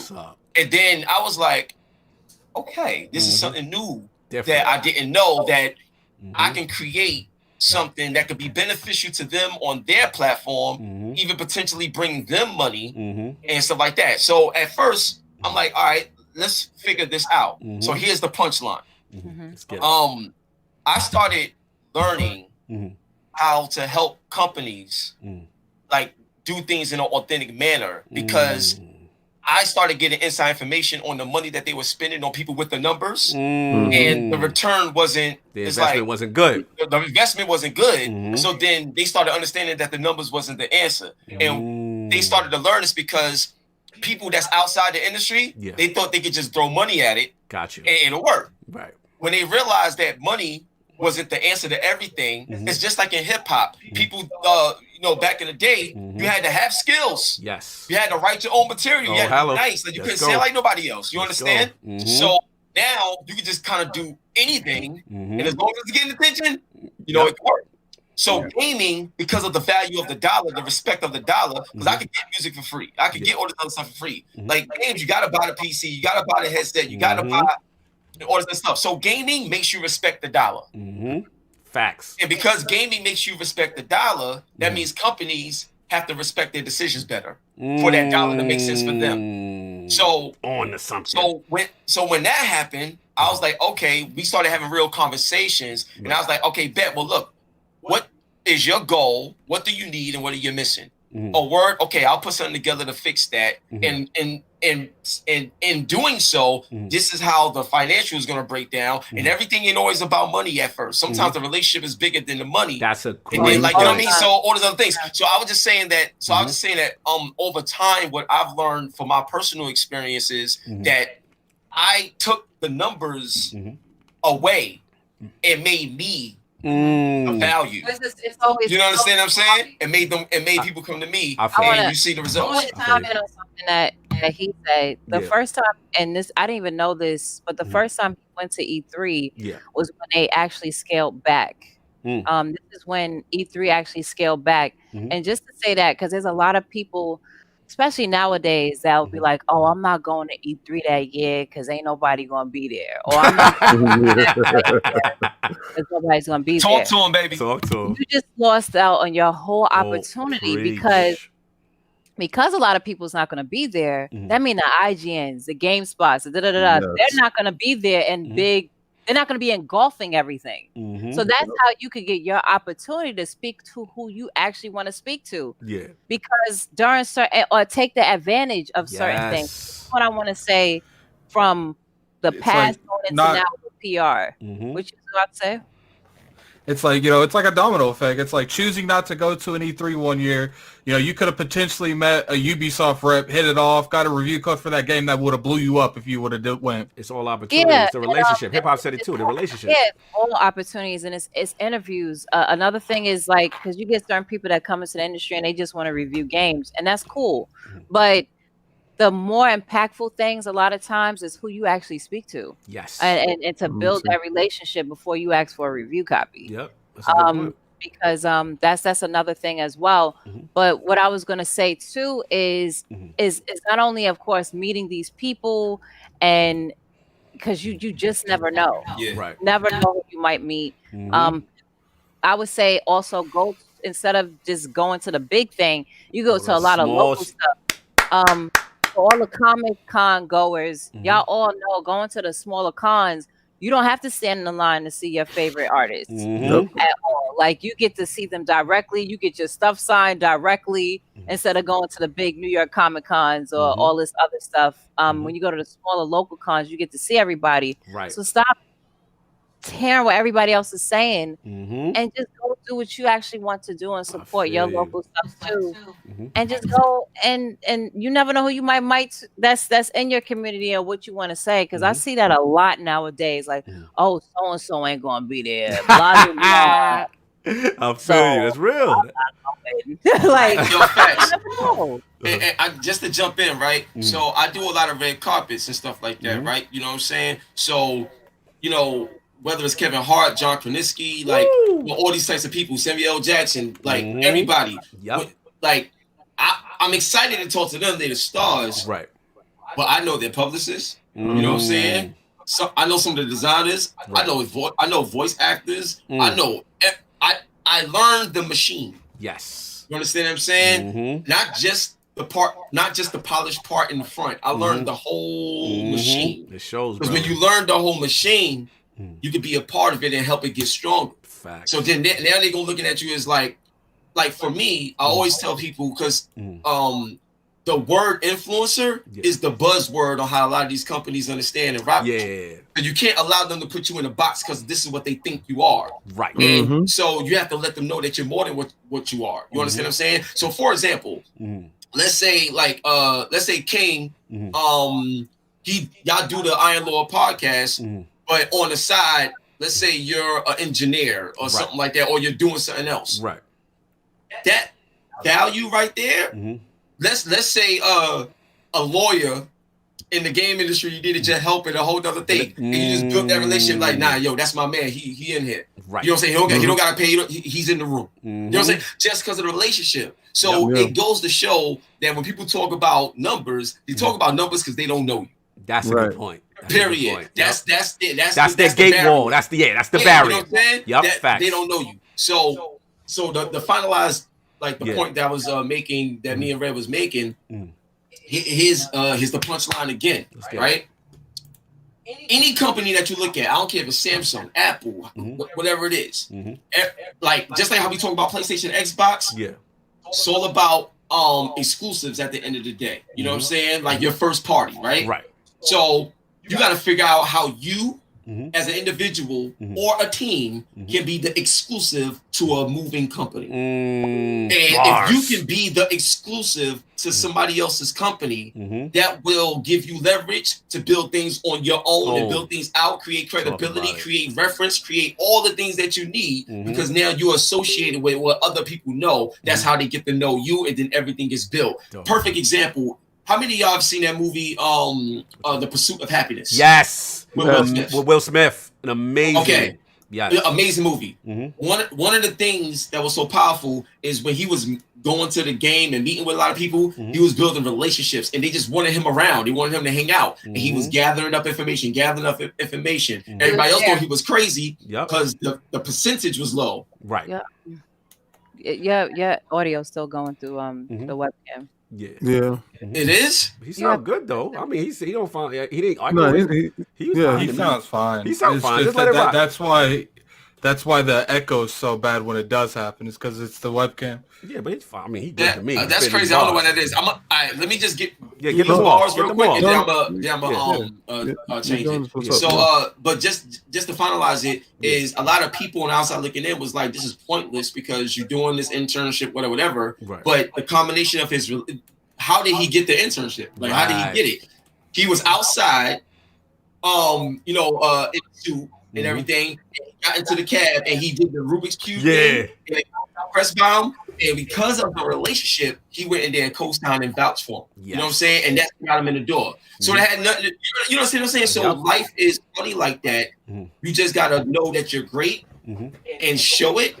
And the right people, gotta put the right people around you to make sure that you can get to the next level. Yeah, don't be, numbers or not. Don't be frugal with your talent. Like that's another thing too. And one thing I wanted to add is small companies. Let's get it. A lot of small companies need help, need the recognition, and even like us being content creators or journalists or influencers in this too. A lot of people look past and don't want to cover or scroll right past the indie game email. Right.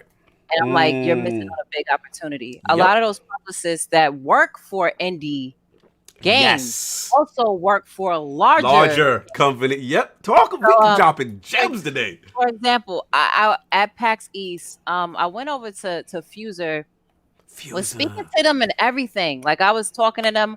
I was like, and I was chopping it up with them and everything. I was like, do y'all have any interviews available? And they was like, well, we don't have any interviews available right now. Right. Next day, I went over. I was walking past, and because I like to look at everything. If y'all don't know about me, I like to look at all games and everything.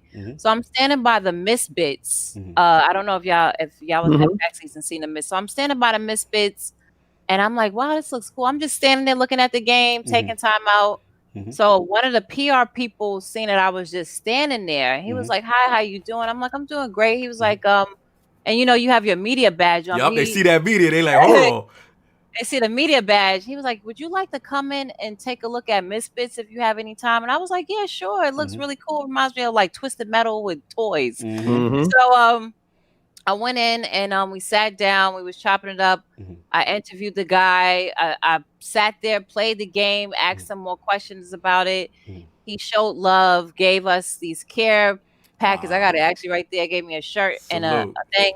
He also was like, yeah, so I'm also doing PR for Fuser. I was like, wow, really? I was like, would you like to come over? And I was like, yeah, because our best friend Carl, I know he would love this game. I was like, I already went over and played it. I was like, he'll love it. He was like, let me get you over there.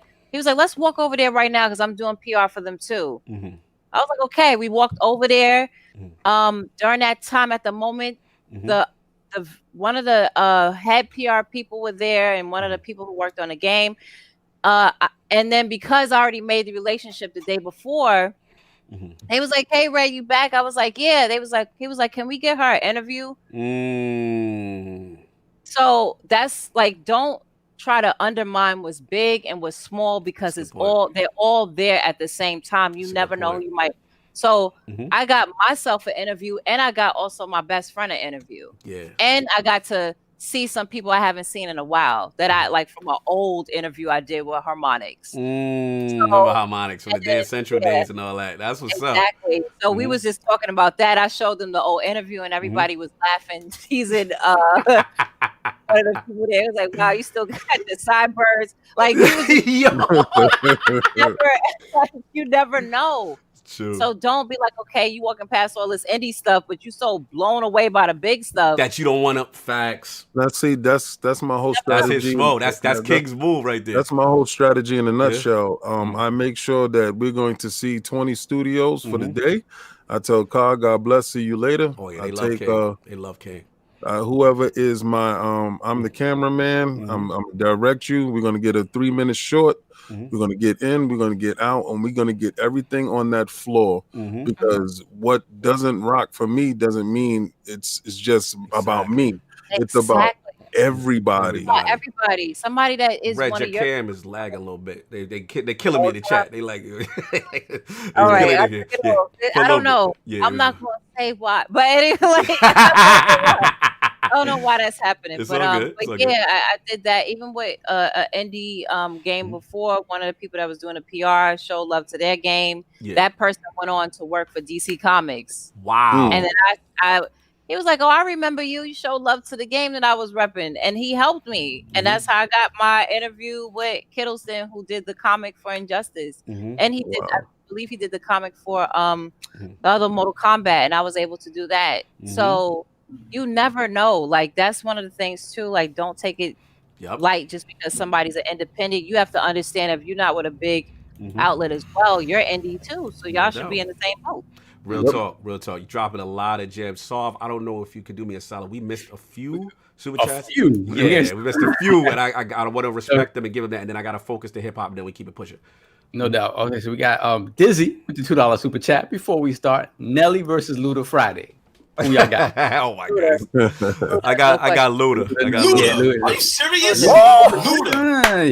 Luda all day. Yeah, son. but I don't know Nelly though. Those Air Force Ones. That was my joy, but I mean, hip hop said stop it. Ever since I was an embryo waiting to shape up and shit back. If he throw them bones, it might be over. I'm gonna tell you right this. Crazy, son. I'm coming for that #1 spot. Listen, I'm gonna tell you this. Get out the way! I'm with hip hop. I'm with hip hop on this. Listen, Nelly had people walking around with a Band-Aid under the eye. I'm sorry. Country grammar? And what Lloyd Banks say about that? What Banks say about that? Don't get started, son. Don't get started. Listen, don't compare Lloyd Banks. Don't get me started. We gonna ease up the hip hop joint. That'll go for another hour. He ain't got the work ethic. Leave that man alone. Oh, stop it. I know we got Mr. Alistine. Did we get DJ Hero? Did we get DJ Hero before? Thank you so much for the show. I never get to catch it live, but you guys are amazing. Salute. And an inspiration. Keep up the Lord's work. With Dallas, I think we got Yo King hold the line. There'll be no excellent. We got that already. So hold on. Then we have Errol Channer with the 2 pound. Oh, hold on. This thing. Sometimes YouTube will kick you forward. Yeah, forward. I hate when they do that. Don't worry about it. We get him. It was Errol Channer. Hold on. Or really kicked me forward. Hold on. It's all good. Take your time. We get it. Get back into the realm. Throw the crest up. I see y'all in the chat. Just tell me the last one you have. I'll go to the actual page. This shows all of the. Yeah, go to the page, Attic, and help them out. Shout out to Bo Slave. Said Luda. It was Errol Channer, so it jumped me, and I can't go back to him now. So I'm just gonna go to Errol Channer. Yeah, see if y'all get Errol. While you Errol Channer. So we got a £2 super chat from Errol Channer. I'm a sim racer, but I love your show. Salute. What else we got? Cool. And then we got, I don't know what's next, but I have Kid Smooth here with the $5 super chat. We got a $5. No, we have a couple before that. Okay. We have a $5 super chat from Ingo Fan 76. I think we're going to hear that sound when you are playing through Street Fighter and some drops that quarter. And press challenges, press King versus Hop. King versus Hop. They already started with the damn Luda and the Nelly. Continue. Then we got a $2 super chat from Pixelbit G. Big up for the NY gaming scene. Talk legit content. You already know. Then we got a $5 super chat from Kid Smooth. Shout out to REDinFamy speaking the real, touching the soul right now. Woo! And then we got a $2 super chat from right there. That's the homie. Continue. And then we got a $2 super chat from Cog about to have checking their last 10 tweets. Oh yeah. Yo, check your last 10 tweets. If it's just negativity, oh no, we might have to get that mute. Continue. I have to get that blocked. I think that's it. Mute, man. Continue. I think that's it. That's it. All right, we're all good. Look, so we gonna focus. I know we're going on, but I could not stop the bars that's dropping right now, and I still got a couple questions for the royal couple in the building. So, but let's focus on Lord Hip Hop for a second, man. I got to ask my brother some questions. First off, bro, I am super proud of you. You give a ton of inspiration for a lot of us. You know what I'm saying? Coming from where you come from, you know what I'm saying? And just showing us like, yo, we could do this. You know what I'm saying? I remember you out there moving in them streets early, the Aaron Greenberg interviews, all that. You know what I'm saying? So one thing about you, you're always constantly elevating. You're always getting into something. There's always something next for you. So my question is like, I always want to ask you this, like, what are the moments that you personally are most proud of on your journey? Well, the first one was with me and my grandma. Like the first time I told my grandma I was going to E3. Yes. Like the first time. So just so you can understand, it's like my room is here, my grandma's room was here. You know what I'm saying? You know, I got the PS3i camera, black sheet, like all this other stuff, right? You know what I'm saying? And when Torrance said, he asked me, do I want to go to E3? And you know what I'm saying? Like, yo, I'm like, what you mean? Like, what do you mean? Yes. Like, he's like, yeah, do you want to go to E3? I'm like, yeah. He's like, all right, cool. So get your ticket and you have a badge. And I think I did cry. Like, I think I did cry, actually. It was really, really, it meant everything to me. It's a dream for us, bro. So, yeah, you know what I mean? So I ran and told my grandma. First person told my grandma. And like, she was so excited for me because of how excited I was. You was, yeah. And like, she didn't really know what E3 was, you know, like that. Like she that. heard me talk about it, but when I broke it down to her, I told her like E3 is like going to like a church convention for me. You know what I'm saying? Something like that. And she was like, oh, okay, I get it. You know what I'm saying? Yes. So between church and games, that was my life. So it's like that. So that was one moment that was. Oh, we lost it for a second. He come right back. His joint been dropping in and out. I know that was super powerful for Red. Let me know when he get back in the realm. Read the super chat. Yeah, read the super. Oh yeah, we get the super chat. We get the super chat when he come back. Okay. Yeah, go ahead. Shout out Spider-Man with the Spider-Man. How sad it is that it takes Microsoft to misstep during their event for Sony ponies to get excited for the PS5. Wow. Salute. All right, hip hop back. So that was moment number one. All right, cool. Moment number one. Yeah. Moment number two. Give me one more. And this one right here was a major moment because this moment helped me realize it helped me become a better person, character development wise. Break it down. So coming from the street, you know, coming from the hood, East New York and stuff like that. East New York. You know that. You got those rough edges and stuff like that. You know what I'm saying? And you know, we all like somebody do something to us wrong, we ready to get back at them, like, you know what I'm saying? That energy. And to me, that's the quickest thing things can work against you. Yeah. You know what I'm saying? Like the devil will use you against you because of your own ignorance. So there was a moment when I was at PAX, right? And before I got the PAX, I forgot what year it was. It could have been 2014 or something like that, 2014, 15. And there was this dude that was like trolling me, but then he made a statement online saying that when he see me in person at PAX, it's on. Oh no! Wow. He told me this. He said, like, I was like, okay, now you trying to threaten me. Like, That's different. All right, now it's different. So, my boy, shout out to Anthony Frazier, that's my dude. He saw him before I saw him. And he was like, yo, don't mess with this dude. Like, this dude is like, yo, hurt him, like, don't do nothing. So then I saw him. Oh no! I saw him. It was good. And you know, this is the universal stance for it's on. When you stand up and you know what I'm saying? That's the universal they throw him in the bushes. Let's go. Yeah, and it's on. So I did. So as soon as I saw him, I was like, what? Yo, let's go. And I started getting loud. And then my man Ant was like, yo, son, you can't do that, son. Like, yo, chill. And I was like, nah, son. That whole hood, because where we from, it's on site. Yeah, it's on site. You was talking all that. I know. You talking, right? So then my man Ant pulled me and just kept walking. Then this dude is following me with a camera. Oh no! I was like, oh my, yo, everything. Bro. I was like, yo, I wouldn't annihilate this dude. So then I was like, okay, he followed me. So there was an exit, right? So I walked to go to the exit. Because if you follow me out here, outside, it's over. Son. It's over. So let's go. I'm outside, and I'm gonna tell you how great God is. Talk to me. So there was a security guard, and he could see it in my face if something was wrong. He was like, bro, you all right? And I was like, I was about to say, no, I'm good. You know what I mean? I'm good. But I was like, you know what? I'm not all right. Like, this guy right here is following me with a camera. You see my badge. I'm press. I'm media. He's harassing me right now. And then the dude on the camera was like, look at hip hop, talking to the cops, talking to the police. I'm like, yeah, I am.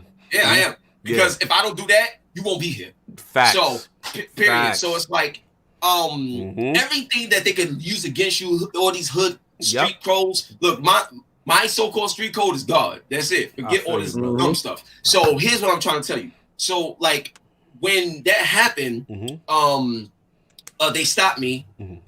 He got removed from PAX permanently. Like he got removed from PAX permanently and stuff like that. People saw the video and commended me. The way you handled that. That's right. And the way I handled it. And after that happened, I reflected and I was like, yo, this is one of the best things that ever happened. Yes. it made me a better person. It made me understand things and see things and stuff like that. So that would be moment number 2, because moment number 2 leads into moment number 3, and I'll leave it at that because there's so many moments. But I'll leave it at moment number 3. No doubt. Like moment number 3 was when I was able to leave my job and do this full time. That's what's up. Like, so, and the thing is, I love my job too. Like, I was super, you know, so funny. People say that being in the mailroom is the lowest thing you can do. And that's just society throwing that stuff on you. Like, for me, like, I worked for Def Jam, Universal. I was around all, like, salute. I know everybody. Like, Jay-Z helped me with a box before. Like, you know what I'm saying? It's like, you know what I mean? Like, I'm around all of this all day. Like, it's crazy. So, to me, I enjoy what I did, or, you know, doing it. And I was finally able to, you know, like, leave and do what I do, like, full time, and really, you know, take my career into my own hands and bet on myself without fear. That's what's up, brother. So that's what's up. The moment number 3 was the time where I really feel like I eliminated fear, you know, from my life. I allowed, like, God to do that much more in my life, and just, you know, me focus on what was important. Dope. And yo, I never look back, man. Look back, so brother. I would say those 3 moments is helped better my entire life, and it all came through gaming and understanding the impact I wanted to have on other people and stuff like that. And that right there was the game changer for me. You know what I'm saying? Super proud, brother. And most wouldn't be able to handle themselves in that type of situation, because it could have easily went left, but you showed restraint, and then the end result benefited you and took you to the next level as well. It's a good look, man. That was a good look. What I love about it is that I didn't have to fight to win the battle. To win the battle, exactly. You understand what I'm saying? I didn't have to fight to win the battle. And that's when I realized that, yo, I didn't have to put hands on them to win. Yep. I didn't have to do anything. So you was at your work site. You understand? Like, we have to understand that this is our work. Facts. Yeah. You're not fighting at your job because you have fear of loss. You know, so you have to understand that. You can't let ignorance dictate exactly what's going to transpire in your life and hold you back from what's going forward. I already told you when I met you and we bonded on a whole different wave. I said, this dude's level of love, his heart, is so amazing. Pure dude. And I always say that to this day. I don't care what anybody says.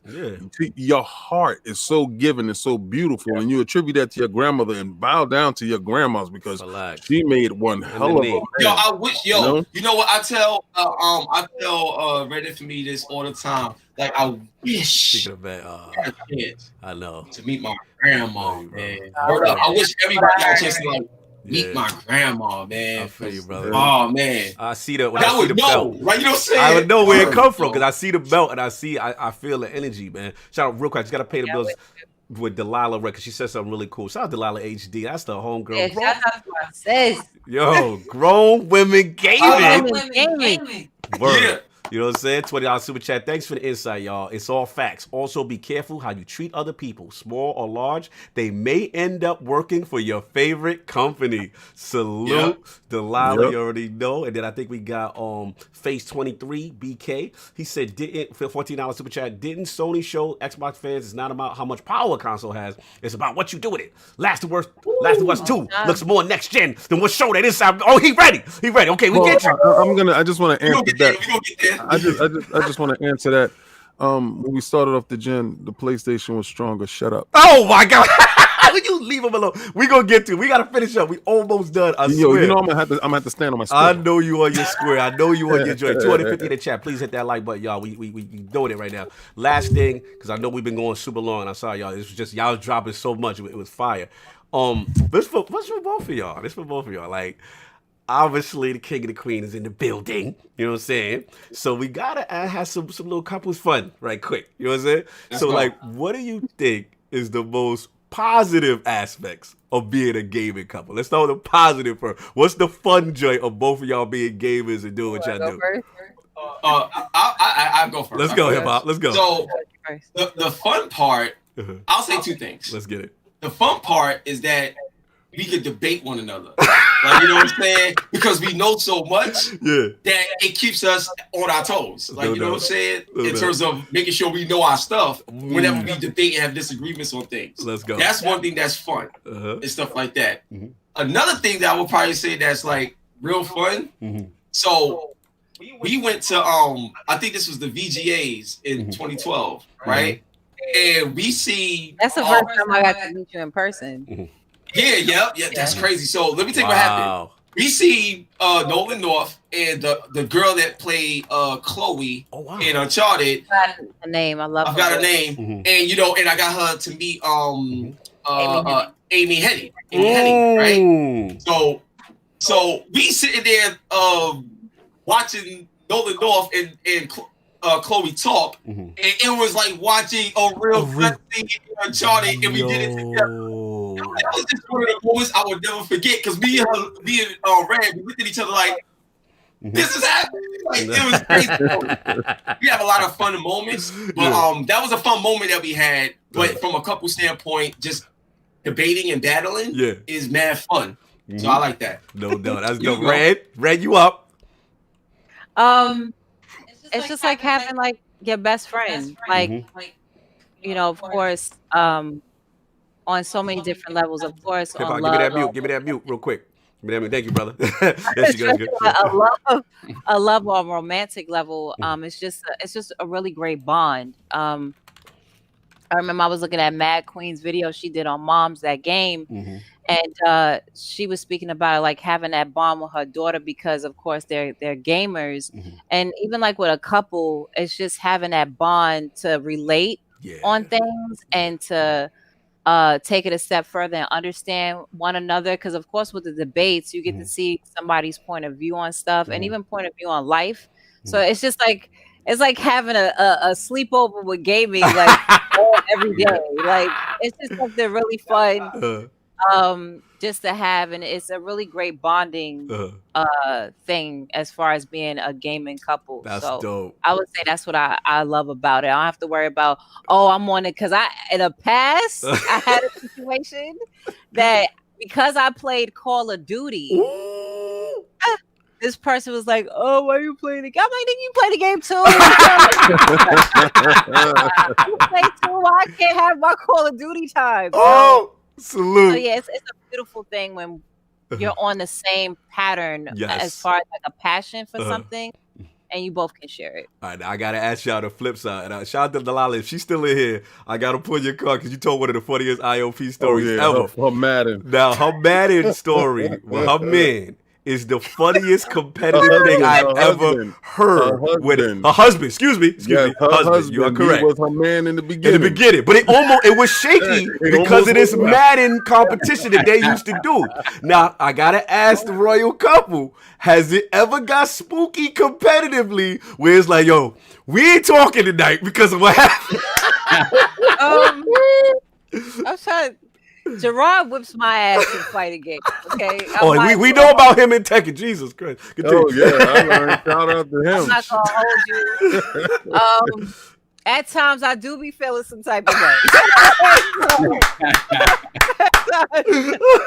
I do feel some type of way. I'm trying to think if there was anything that I'm a person I don't really hurt. Like, I'm a person I like to take care of stuff right there and then. If I feel some type, like you ain't gonna sleep on that. You ain't gonna.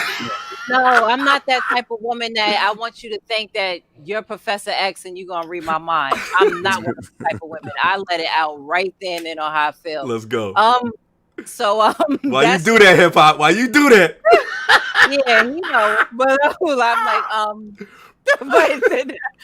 but everything is. We mostly speak on a lot of stuff. I'm trying to think in gaming. Was it? If you ever got spooky, what got you tight? What got you tight? He got it. Hip hop know what it is because he about to go. I can see. If there was anything that we got like heated over playing a game, I'm trying to think. It was something. It did happen before. I think you was spamming a move. That's spam. Okay. He was cheesing. What you do, hip hop? Was it 2K? He dropped for a second. Damn, he dropped me. You gonna come back. He said, I'm out of here. He said, I'm out of here. He said, I'm not reliving that night. He not doing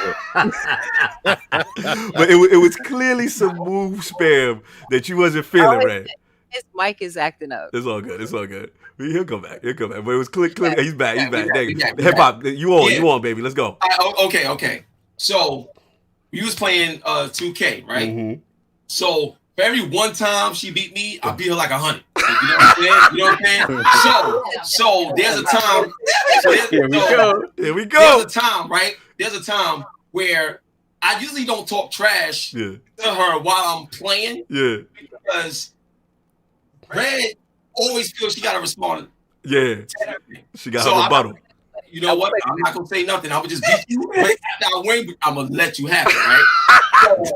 So I let her have it, right? I forgot what, and it was a game where she was Houston Rockets and I was the Lakers. It's like that, and I beat her, and I think it was either not the same night, but close to the night where Houston actually lost. In real life, like to the Lakers, and stuff like that. Because she can't stand Houston and she can't stand Clint Capella. That's why she's happy he's gone. Right? So whenever I can't stand Dan D'Antoni. Oh, she can't stand Dan D'Antoni. D'Antoni, yes, I can't stand D'Antoni. So I'm talking about the game, how I smoked you in the game. Yeah. And then she's like, oh, what? So you want a medal? You think you special? Like, you know what I'm saying? Stuff like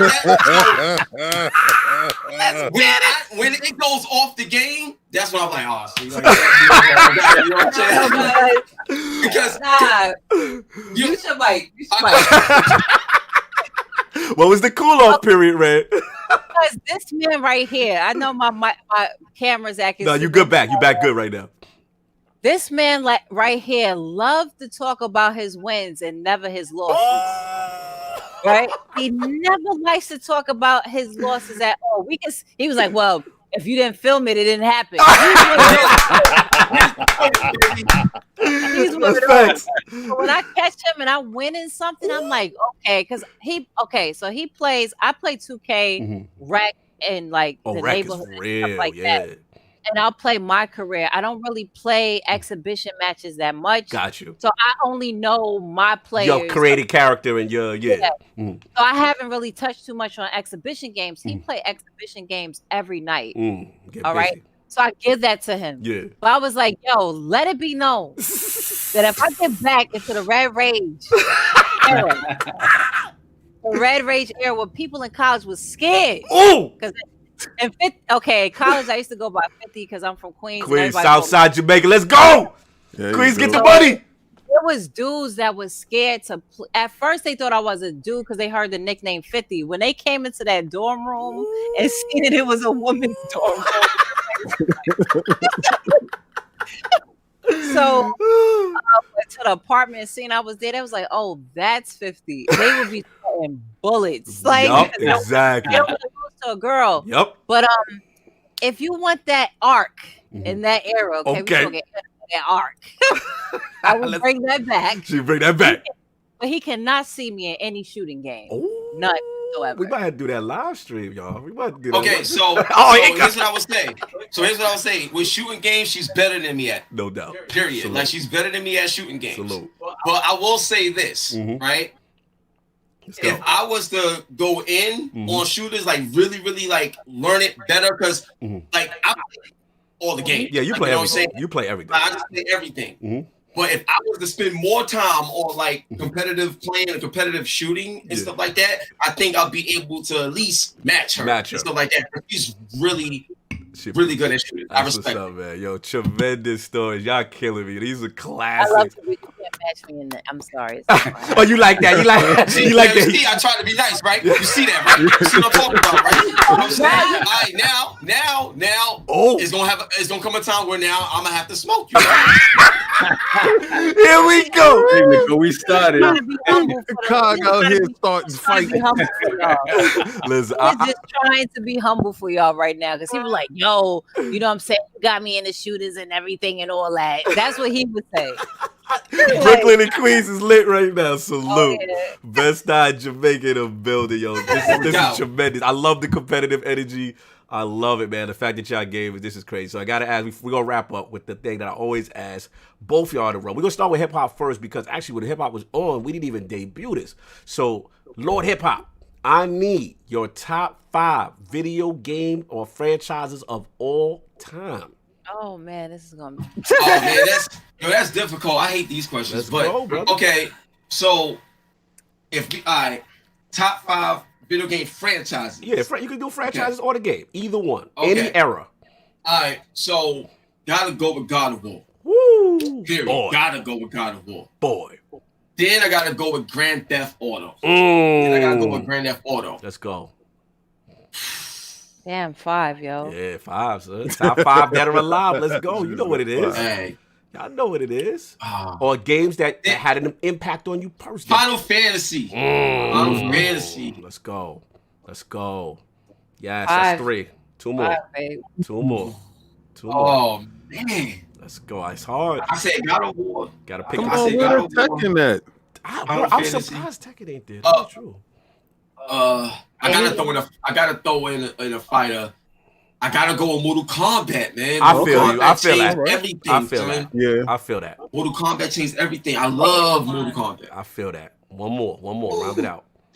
That was Mortal Kombat, Final Fantasy, God of War. Grand Theft Auto. Grand Theft Auto. One more. God of War. I know it's hard. It's like you gotta pick a bunch of kids. I gotta go with gotta throw a sports in there. Let's So go. you know you gotta rock with that 2K. I think I covered all genres. You got all genres with that one. Red. But whoa, I didn't. In a special shout out. Special shout out. Honorable mention. Honorable mention. What? When it comes to the first person shooter genre. Let's go. This one right here. It's tough. It's tough. Talk to me. But I think one of the craziest first-person shooters that is very underrated is the Wolfenstein series. Yo. Very Word up. Very underrated. Yo, very underrated, son.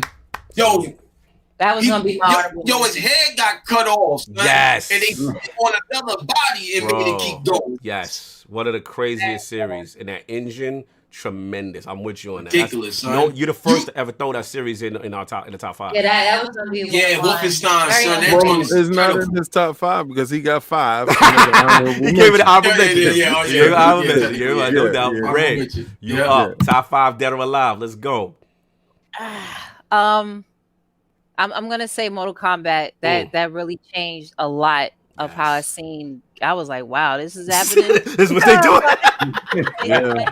Yeah. As far as NetherRealm, which was Midway, and back in the days, they changed everything as far as rating games. But what they've grown, like to see how that actual franchise have grown into now, they make the best storylines for a fighter. Yeah. The graphics is amazing and crazy right now. So I would say Mortal Kombat.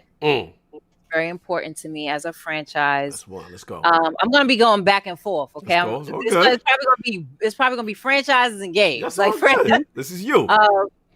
Jack and Dexter. Jack and Dexter is one of those games that really made me appreciate like an open world. Besides like an RPG, I'm gonna go to which one of my favorite RPGs is, but really appreciate what they did with the character and how he grew, and then also the scheme of the open world situation. I remember Mark Cerny even mentioned Jack too during that whole GDC conference thing. Oh, the Snorfest. Oh my God, behave. I mean, we've been running through Snorfest this whole spring. We're gonna go through that. We're gonna go over easy. We're gonna get to that. We're gonna get to that. That Snorfest was for those that are not intellectually inclined. Well, this is true. This is true. When a grown man asks me to mail him my ears, I can't. We gotta stop. We're gonna let y'all battle a little bit. Continue, Red. for the intuitive. Yeah, I was like, no, he lost me when he asked me for my ear. Jack and Dexter I too. know when Mark's already come on stage, you want to hear all kind of mathematical things. Right? Number three. Number three, Xenogears was one of the games that I got to experience because of PlayStation Underground. And when they used to send a disc and everything, I was like, wow, this game is crazy as an RPG. I love how it was. I wish they would remake this game and finish it, because we all know how the third disc was, or second, I forgot which disc it was, but like, it wasn't a complete game, to be honest. Wasn't it like Xenogears 2, right? No, they went to Xeno Saga and stuff. Yeah. So that's three. So yeah, they could make that. As far as 1, 2, 3. Yeah, two more. Uncharted changed the game entirely. When it, like, as far as Amy Hennig as a writer really challenged herself, really changed the scope of gaming, because she has her voice actors actually act out. Doing that, followed into Neil Druckmann doing the same thing. Facts. And as far as Cory Barlog doing the same thing. So she changed the game to actually have her voice actors act out those scenes. You putting on mocap, everything, you're gonna feel what it is. So she actually took a height on voice acting and changed the game on that. So Uncharted, I would say for sure. One more.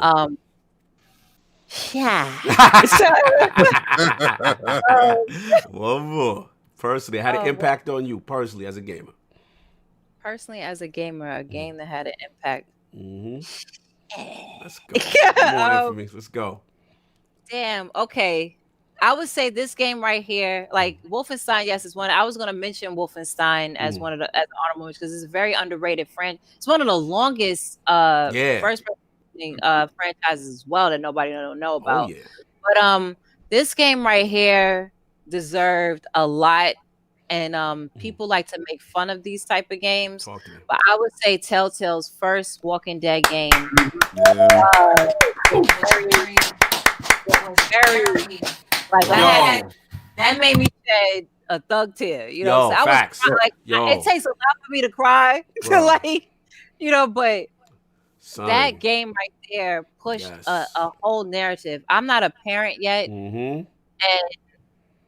having that experience of like taking care of Clementine and wanting that's her, and even like Lee wasn't a parent, and he got it show. And what I loved about it is because as Black protagonists, and especially the whole stereotype, like there's no such thing as Black fathers, or there's no Black fathers around or care about their children. That game right there had really put for someone to be like, okay, this is a Black father now. This is not even his blood. And taking care of Clementine all the way until his end. So that game had a really hit powerful, like right here, and did something very pivotal in the gaming industry, and I'm glad they got a lot of awards for it. Absolutely, that is a spectacular choice. Completely agree. The story of Lee, that hit you. If you ain't feel something, you're not a human being. If you ain't feel something, shout out to Will Fenoy, man. He's the one who did the voice, and I met him too. Wow, and I met Clementine, the person that did. Just meeting them in person, I was like, yo, y'all don't know what y'all did, man. That was incredible. So I definitely agree 100 billion% on that. Salute. That was fantastic. Hip hop, don't finish yet, because the last thing for you is favorite console of all time. Any generation. Oh, favorite console of all time? All time. Which one? Oh man, see, this is tough because I used to always go. It was always between PS2 and Dreamcast. Right. It was always between PS2 and Dreamcast. But I'm gonna tell you, man, I think PS4 has had the best exclusives that I've ever experienced in a generation. And what I mean by that is the feeling of it all. Like when I play Uncharted, when I play The Last of Us, The Walking Dead, like Red just mentioned, God of War. Like there's a lot, because of the technology in the games now, you can feel a lot of things. Even in Horizon Zero Dawn. Hopefully this is not spoiling anything, but Red, I know you didn't play it yet. But Horizon Zero Dawn. I'll say this: there's a part early in the game in Horizon Zero Dawn where, you know, Aloy as a child experienced being an outcast. Yeah, that's crazy. That's all I can say. Yeah. And the thing is, when you play these games now, even with Final Fantasy VII Remake, I played this game 20 years ago, and all you can do is read the text. Yes. But playing the game now and really feeling it, and also at the age that I am, you know, I'm 37, and I understand things better than I did when I was younger. So it's like the impact of story. Yes. And in these games in this generation, especially on the PS4.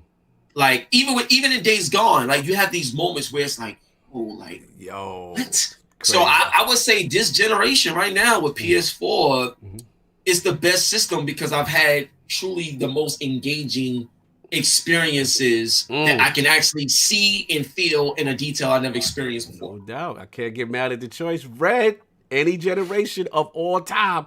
Your Sega colors better fly. I'm just joking. The Sega colors. I gotta tell this is distracting my camera. I'm sorry. It's all good. It's all good. Because I look like I'm in a Missy Elliott video.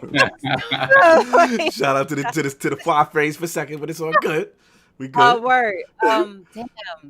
Any generation. Like, of course, Sega really, but I would say PlayStation 2. Like PlayStation 2 has so many gems that it really set a precedence for like the game industry and a mark. Because of course Super Nintendo is like one of the best catalogs, but like PlayStation 2 took it to a whole different level. Like they shut down everybody. We don't care. Mad RPGs. Some people may argue that PlayStation 1 had better RPGs, but it's just the grand scope on what they was doing with that system that took over, like for real. It led into, and Sony had to get it together on PS3. But, it was just the price.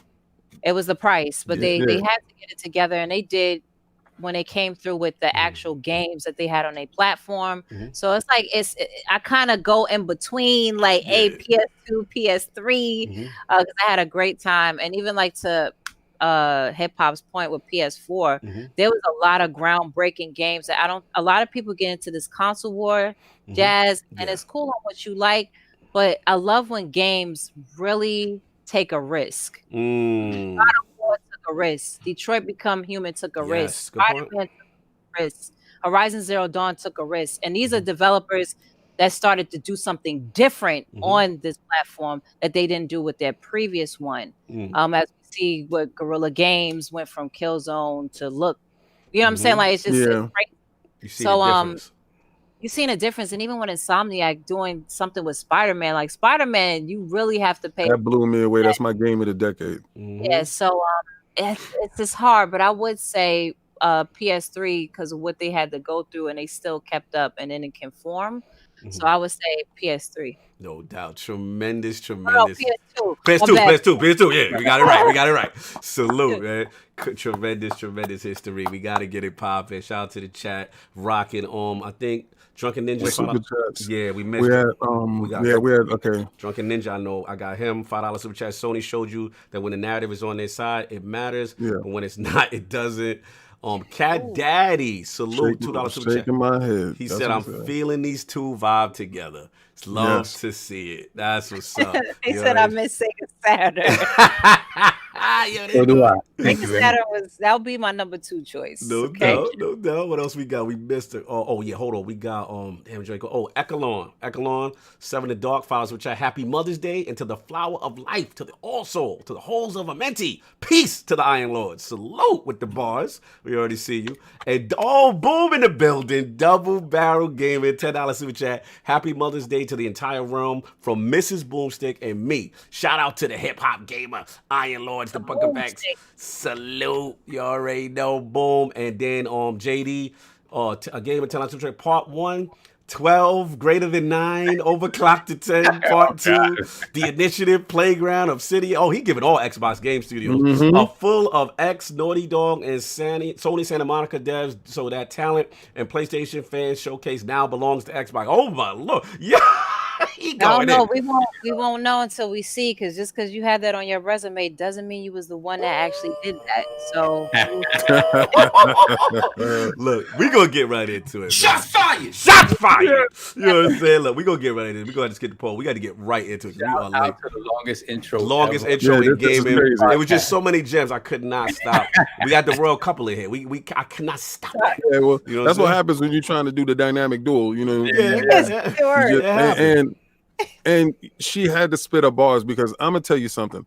Anytime I go to any of these shows, we always like, yo, like Yup. I don't care where Facts. I'm at Comic-Con. Yo, like it's love. she's out here, she's working, and what's your guy name? I have him on my phone. I don't say his name a lot. Your best friend. Call. Yeah, Carl. Yeah. Man, shout out to Carl, man, because Yeah. Carl definitely do not play. When y'all was downstairs, I'm calling Carl. I'm like, yo, y'all downstairs already? He said, yeah, we downstairs. I said, I'm coming personally to get y'all. No. The hell with that. Y'all are out here, and I love Mm-hmm. the power couple movement because you're not beholden to him. You're not beholden to her. You make your moves on your end, and you make your moves on your end, but you support each other. You understand? It's a foundation which is the built-in love. You got her back, she got your back, and I think that is so beautiful to see, man. Gotta celebrate. You know, salute your love. Salute y'all. Salute your love. God bless. Thank you. Shout out to JD Gamer to our super chat. REDinFamy, what's your favorite Thank you. Sega Saturn game? Oh man, why are you doing that? Put you on the spot. To be honest, my favorite it was Warcraft. It was between Warcraft and Knights. No doubt. No doubt. Warcraft Salute. Knights. Because I played a lot of Warcraft during that time. And that was on Sega Saturn. Shout out to Jonathan B. Hold on, I'm gonna let y'all finish. But IOP has the longest intros of all time. My bad, yo. It was a good show. I can't stop the bars. All right, we get into it because Jonathan B. clouded right now. It's crazy. Look, we already know what we here for. You know, it's a lot going on as far as this gaming streets and all this good stuff. So yeah, we had a gameplay reveal. A gameplay reveal, so to speak. And there's a lot of feedback going on. So I want to bring it to the realm. You know, obviously it went down, you know, a lot of mixed reception as far as how it was handled and so on and so forth. So let's start with Lord Hip Hop. I caught a little bit of the stream. You know what I'm saying? I saw Red's face, so I'll get to her in a minute. But we gonna start with hip hop first. Oh, no hip hop. Like, tell us what was the vibes, what you're feeling about the Xbox Series X gameplay reveal. I felt like it was a big setback. Like, I mean, don't get it twisted. I'm excited to play the games because I'm a gamer. I want to play everything. But here's the biggest problem. Number one, I'm gonna just break it down in steps. One, the narrative culturally, with 12 teraflops versus 10 teraflops, and the narrative of this is the first time you're going to see next gen gameplay. When you have those narratives there, it speaks volumes. So we come to see that. Right.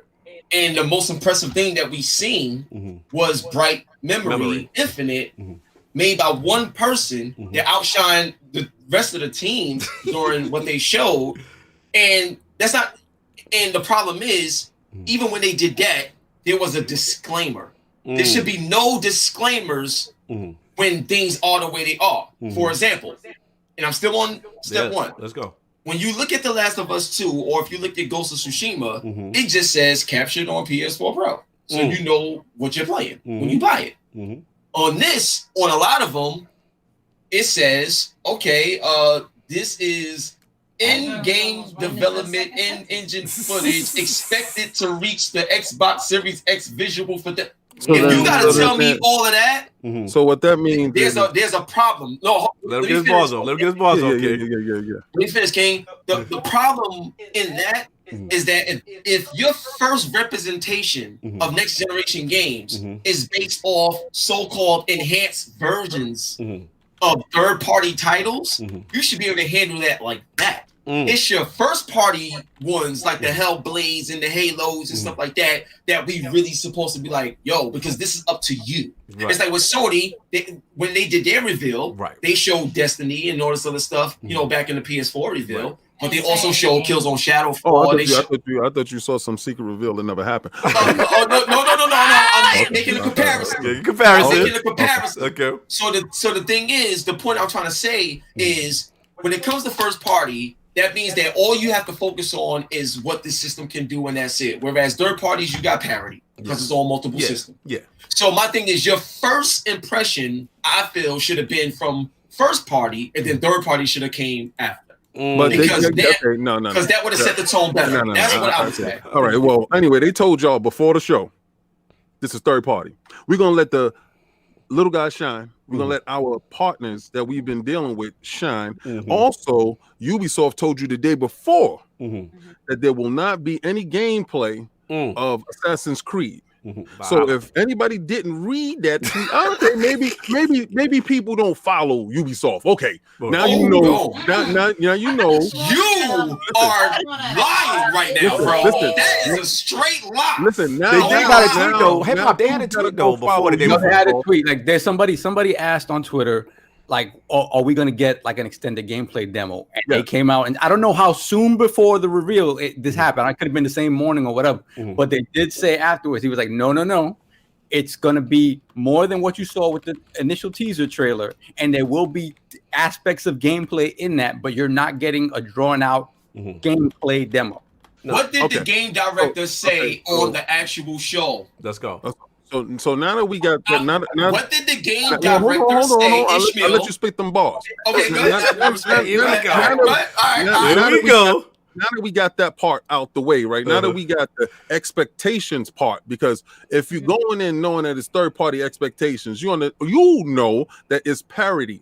The only reason why there's a third-party show is because third parties need light too, right? So we know that the E3 is not going to be here. There's nothing wrong with showing a third party.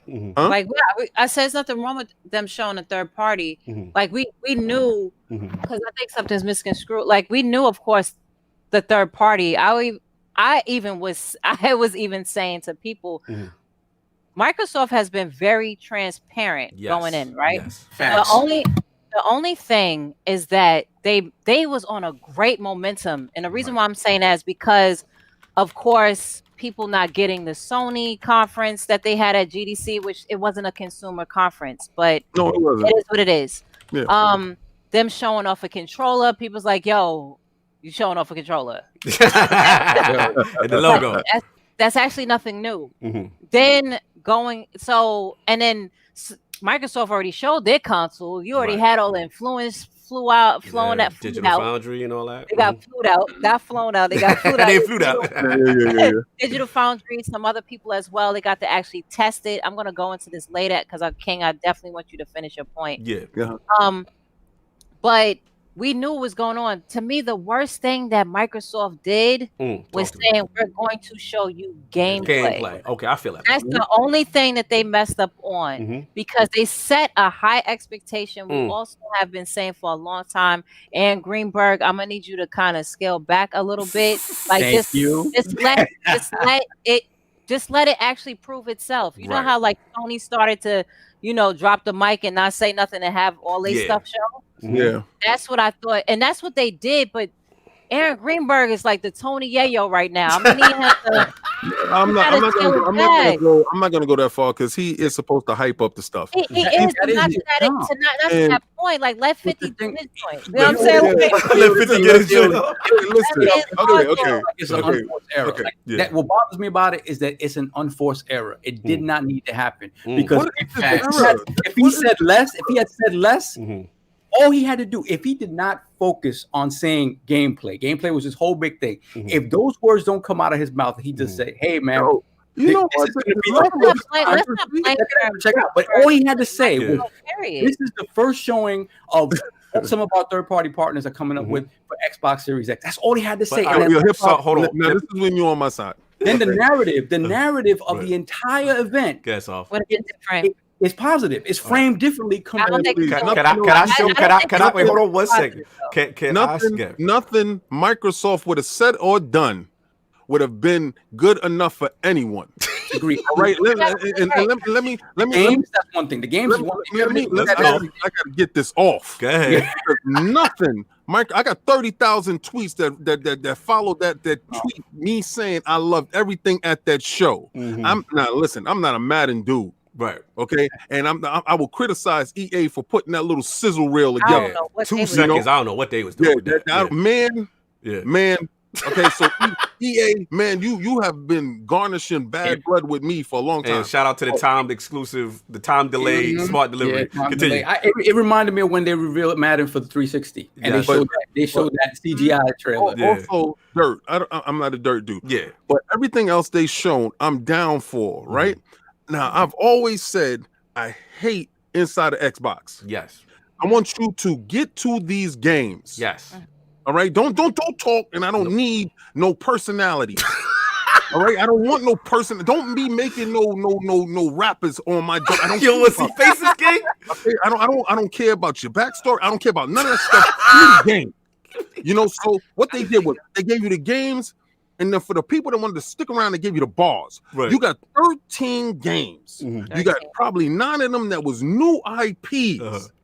You know, and I'm sitting there watching. I'm like, what are people talking about that they not hitting? This is a third-party joint. Right. In-game engine. When we go to E3 hip hop, what do they put on that screen? They put a sizzle reel that says in-game engine. Now, maybe Microsoft messed up when they said, yo, we're gonna treat this like E3. We're gonna give them that. They did hype crazy, King. We gave listen, you hyped too, man. I was hyped when I saw those games, because if you saw those games ahead of time, I was lit. I'm still lit right now. I'm on fire for these games. And just because one is not a one against the other, right? All right, this is not all the people on this panel here is gonna buy the joints, all of them, right? All right, so it's not a one against the other, but we're gonna stop the narrative of a misstep. Because it's not a misstep. It was their best step. You put those third-party developers up first. Hip hop is not feeling anything you're talking about right now. You know what? Hip hop, you want that meat and potatoes. You want your meal. It's not even that. It's not that, bro. It's not break that. it down. What y'all discussed it with? I got to get his bars. Go, tell me. Hip hop and red. Okay, it's not that. So here's what I'm trying to tell you. And when you talk about narrative, right? Here's why it was a misstep, and what's the name said it earlier in terms of an unnecessary error. You know what I'm saying? Because it didn't have to go down like that. That's what he's saying. So look, let me explain something to you. The reason why you see so much of Xbox is because they have to go about it this way this generation because of the way things started off with the Xbox One back in 2013. Right. Same way PS3 messed up bad, PS4 had to get out in front, like in center, and do things right. This is what they doing, and they was going in. Everybody, Mark Cerny. Oh man! Oh, he's about to get his bars off. Damn! Man. Shout out to Lady InFamy with the $10 super chat. Maximus Spencer for shutting that down. Yo, how you going? Yo, you foul for that. Is he back? He back. Go ahead, hip hop. Well, I'm not sure what the last thing y'all heard. No, we heard Mark Cerny. With the Mark Cerny thing. Yeah, so the thing is, it's we can know all this other stuff, but the consumers, like Michael Pachter said in my interview, consumers is dumb. So when you have a narrative that's working for you, for the people that's gonna buy your joint, you got to keep that momentum at all costs as much as you can. Right. You understand what I'm saying? I don't think about it from the way we know, because we know we in the industry. Right. But the consumers, they oblivious to what. The way we look at things. So you got to cater to your audience. Right. So when you look at those games, why would I spend $400 or $500 on a brand new system if the first thing that you show me that's supposed to represent the next generation, that's supposed to represent the 12 teraflops that's better than the 10 teraflops of the PlayStation 4, this was not it, and it doesn't do it. Bro, The Last of Us 2 and Ghost of Tsushima look better than all of that stuff. That's the problem. That's the problem. This is where the kill box happened. It just happened right there. All those joints was cross-gen. We know that. But the consumers is expecting to see oh my God, this is why I'm gonna buy it. You know, You're speaking from a standpoint of people like I us get that you. know. no, but that's why they put the little badge at the bottom, and they told you. They said this badge. I'm done. I'm done. Remember, Okay, right? you gotta take it because he's not. You gotta take it because he's not. You gotta take it because King. You remember that little badge, right? Come on, bro. You're reaching hard right now. No, You're they told you. They said this smart delivery badge. They showed you this badge. They said, listen, this is the narrative. I'm gonna show you the badge, and every time you see these, every game is smart delivery. So if you cannot afford to go up, or you don't see anything that's in this trailer here that makes you want to jump, don't worry. When you decide to go up to the next level, I gotta say something. Yo, they I throw gotta fraud say alerts on kids. Yeah. Red, you up. Red, you up. Go ahead, Red. Yeah, go ahead. The man. thing is, too, don't think average consumers are also that dumb when they have people in their ear. So it's my thing is that if they just would have said this is the future of Xbox with our third-party partners, boom. That's all they had to say. When they said gameplay, Right. in-game renderization is not the gameplay that you get on retail. I feel that. Period. The shading, the lighting that you get is coming off of the engine. Right. A lot of those assets are not shown on the console versions of the games. Right. You can pick that up on the PC versions of the games. That doesn't mean a lot of those games are going to be for PC as well. Right. So whether it's Sony, we only could compare Sony and any third party, of course, Yeah, Xbox. like when it was missing puddles. Yeah, somebody brought that up. Yeah, with the my missing God. puddle. Like, because that was an in-game renderization that is shown, of course, because it's coming off of what they rendered off of the engine. That did not transform to the puddle that you missed in the damn console version. Right. That happens because it's a renderization. So what we are seeing, we're seeing a lot of CG. Right. An in-game renderization CG form. Right. This is what I was trying to explain. Also, even with the Hellblade show. I was about to go there. I'm glad you said that. I'm glad you said that. Even what they showed with Hellblade, that was an in-engine renderization. Right. A lot of those assets are not going to be transformed and translated to the console. It's not. So when people wanted to go back and forth, now when we go back to, I have to go back to PlayStation because that's what we have to do. Right. I always, because Gerard, well, Hip Hop and I even had a debate on this. I said, I want you right now to go to Ghost of Tsushima and Last of Us, and I'm going to pick out a couple of shadings that you will see that was actually on the platform, not an in-game renderization. I cannot stand that. They need to stop doing that. But let's be real, Ray. I got to interrupt you for 1 second. Go ahead. You're dropping bars, right? I hear what you're saying. What my counter is, can't we say as gamers when we watch these shows, right, that they have been vertical slicing us for years, like everybody, like even let's keep it real. I went back and watched the Game Awards, and just like you, I saw Hellblade 2, which we raved about, but that wasn't gameplay. But we raved about it. It wasn't gameplay, and they didn't say it was going to be gameplay. I feel that, but also I watched Godfall. That wasn't gameplay until we seen the leaked version of that. Yeah, but what was shown, right? Again, so all I'm trying to say is, I guess where I'm defending King a little is that we have come from a culture of, I remember watching E3s and watching Killzone, and they talk about this is real gameplay. Killzone, like we have been hustled. Remember, Killzone actually ended up looking better than what they showed. It wasn't with that joint in the sky. Not that 2006. Not that 2000. Not that joint in the siren. I'm not saying. No, listen. Hold on. Let me say it. I got you. Let me say it. So. We was talking about this yesterday. The Order 1886. The game wound up looking better than the actual engine that they showed.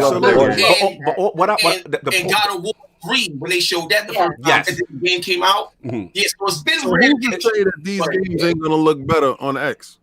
I didn't say they're not. My thing is, like, I didn't say they're not going to. Right. The main problem was they would have been fine if they just didn't say gameplay. I agree. They went really, because even the second dude who's a part of partnerships, I forgot his name, is a part of partnerships.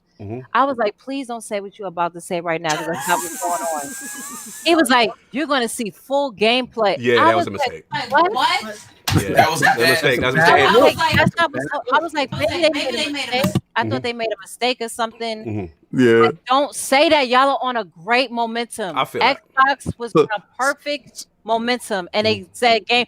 Then you had the director of Valhalla came in with his video saying you are going to see the first gameplay. I want to right now on the show, bro. I feel it. You know what the best part is? Next June, next month, they're gonna say here's the show, and y'all gonna see. Y'all ask for roadmaps, they give you roadmaps, right? They can't cry over that.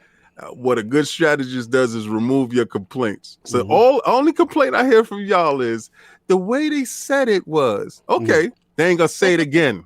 I have no problem with that. I have no problem with them wanting to show third parties. Red, I think your cam is back to do the 2 frames. They shut you down. But Red, don't you feel that if Sony didn't show anything, there's no need for you to go bust your guns like crazy, right? And this is strategy here, and you know, Microsoft lost the generation in the beginning from narrative, narrative and price. Okay, so this is the biggest missteps was narrative, price, and losing mind share. Right. Because going in, it was supposed to be a finger roll. Right.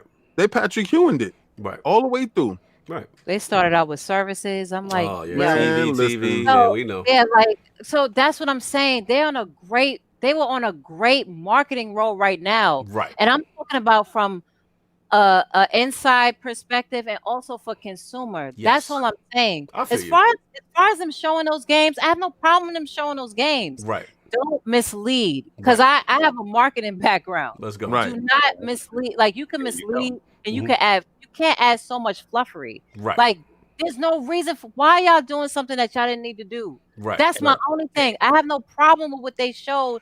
Just change the wording. You said gameplay, and you giving me all this in-game randomization. Yeah. It's just like what we seen Phantom does. Remember when we seen Phantom does with that gameplay? Now, hold on. I'm saying like, he's back. Oh, he's back. Yeah. Now, Red, you are completely right. I'm not going to discount what you're saying. In their defense, even though this is still a little shaky, they did. I actually was surprised. Shout out to Wagga, man. He brought this to my attention. They actually had a statement. I'm going to throw it real quick on your screen so y'all can see it. They had a statement, and they said, I didn't even know this. It said, for the Xbox May update, we'll be focused on giving you a first look at gameplay, trailers, and sneak peek. Now, the mistake they made is they should have been more clear with this. They kept. I remember that. Yeah, that should have been a whole narrative the entire time. Right. Sneak peek, trailers, and first looks. Right. That's it. Do not say gameplay. Thank you. They shouldn't have. The other subsequent tweets and all that stuff afterward kept saying gameplay, and that's where the mistake. They set the false expectation. So somebody about to get fired. Somebody about to. And Greedy jumped in front. Go ahead, hip hop. Go ahead. There's something I wanted to say. When King had mentioned because Sony didn't show anything, you don't have to do. Nah, that's not how it works. So I have a Mayweather mentality. I want to win at all costs. No, my record is like forever and 0. Like, right now. So my thing is, what I mean by that is, if you got an opportunity to kick your foot or somebody's neck, do it. I feel like Solve. I know you coming. I know you coming. On somebody's neck, you do it. And so in the way. So I'm gonna let you get it real quick. So, no. I'm listening to everything you want to say, because I want to hear your take. I mean, I saw the video. I watched the video with you guys. Yeah. And I want to hear your take on it, but you didn't do the video with me to hear my take on it. And I know when me and you chop it up, we on real time. Right. You understand? So I just want to hear your perspective with my perspective. That's all. But okay. So when I saw the video, I'll break it down like this. So when I saw the video, I felt Bright Memory was a perfect game to lead with, because that game looked bananas. When I saw that in the DeLorean pop, I was like, yo. This joint is crazy. Fire. But at the same time, because we are who we are, we looking at the disclaimers. It's like, this is great, but like if in your title it says expected Xbox Series X visual fidelity, if my thing is this, if you 12 teraflops, all this power, if you have to say you expected to hit this, right? That like you don't. Like it gives you a sense of doubt that it's a chance that it may not look like that. Okay. And if out the gate, if your third parties potentially have trouble hitting this, then where's the ceiling for your generation? Like that doesn't make any sense. It's the wording, bro. So, but I saw that when I saw Scorn. That was another thing that was like, supposed to be like the real time look of it. It wasn't no game, but just the imagery. I'm like, yo, if it looked like this, it's crazy. Oh man, it's crazy. Yeah. But then it starts to make you question everything because every time you see something, there's always a disclaimer to it. Makes me feel like aren't our eyes different, hip hop? Aren't our eyes already? It's like certain things, we already been bashed. Okay, so we let's start off with Final Fantasy. Right. Where the true bashing in our heads started very young. All right. When they showed Final Fantasy and they was dancing across the floor. I remember that. and we was sitting there like, ooh, I can't get this thing. Oh my God, it's going down. And then we got it at home. We said, who the hell is these little dudes? Who the hell? Even the packaging 1997 was bad. Yes. Yeah, it was bad. Honestly, I brought the game because of the FMV video. FMV video, like the I brought the game because of that. 3 discs. Continue. But when I played it, I loved it, but the point I'm trying to make is this: when we saw, just for example, at E3, when we saw God of War, you saw the the cutscene and everything, and it went right in the gameplay, and they played it like this is what you're about to buy. There's no smoke and mirrors. This is what it is. Playing it in real time. What I'm saying is, even if it was Assassin's Creed Valhalla, they could have showed you the reason why you want a Series X for the first Plus, they could have showed you better load times. I was just about I got it. That's what I'm saying. Hip hop. You 100. Hold on, I got you, kid. Isn't that on you? That's what I was about to ask. Who is it on? Because at the end of the day, we know Microsoft is billing this show. Hey, come check out our third-party partners. Xbox Series X gameplay. I'm feeling y'all on that. Gameplay was way overhyped, way overused. You set false expectations. Red is right. Marketing 101 blunder. Do not do that, right? I got y'all. My question, and again, I don't know the answer to this. I'm asking because I spoke to a couple people behind the scenes because I really want the question answered, which is, if you have a third party showing, the only information we got from Ubisoft was, Microsoft gave us 2 minutes to get our bars off. Right? Everybody had 2 minutes. So the question then becomes, whose responsibility is it to actually show what you're going to show? Does Microsoft go to them and say, show this, that, and this? Or is it on the third party to be like, okay, this is what I'm going to show in my 2 minutes? So if that's the case, then doesn't the blame kind of fall on the third party on what they're actually showing that's not gameplay? That's because I don't know the answer.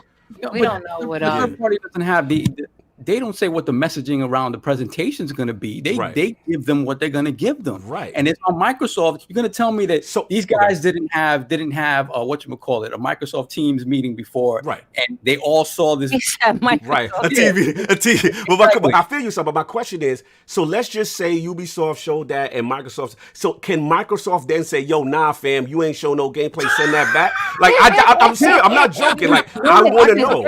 It's very confusing. It's mad confusing because just like what you showed, saying we're going to give you a first look, trailers and all of this. Before then, it was all game. Like, we're going to show you gameplay. So it was like, who, like what he said, what the meeting said, okay, this is going to be the main narrative. Because I think if they would have got that together, we would not be saying what we say. I feel you. But there would have been people, like this would have been a topic. The actual topic at hand would have been like, is this next gen games? And is this going to be the performance of the Series X? Because the only game that looked very next gen, in my opinion, because you got to put that goddamn disclaimer out, was Bright Memory. That was the only game that looked like was Bright Memory, and that Star Fox looking that game, chorus game.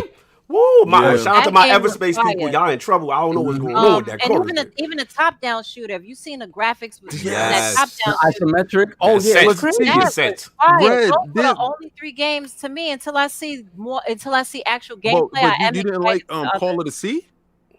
What's It didn't look like a next gen game per se. But okay, I mean, we all like Zelda, right? Mm-hmm. Didn't that look like Zelda's world flushed out really lush? See that there?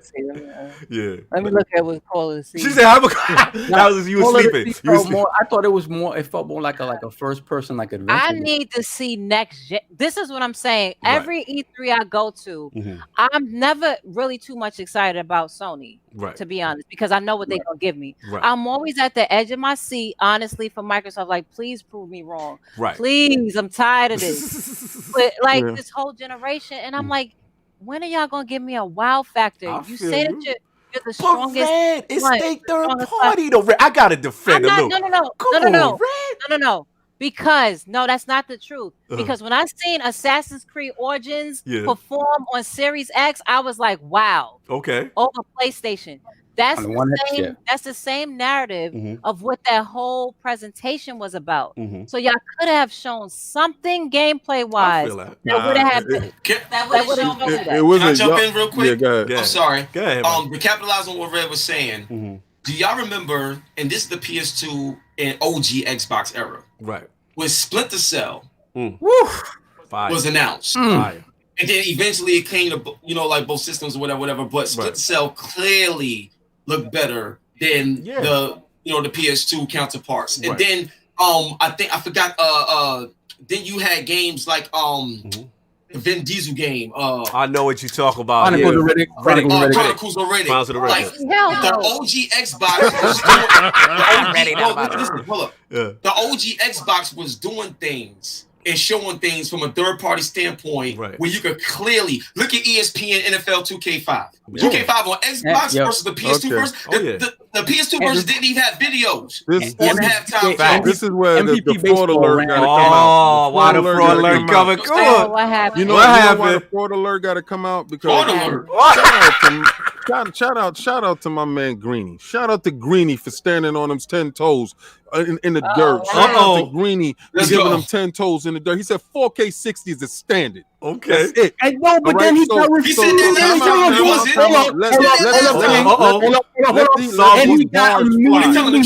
He immediately got refuted in the Eurogamer article. Well, check this out. Let these bars fly. I got you. 4K 60 is the standard, right? He is once again pigeonholing himself into a position. Well, we're gonna check it out when we get it.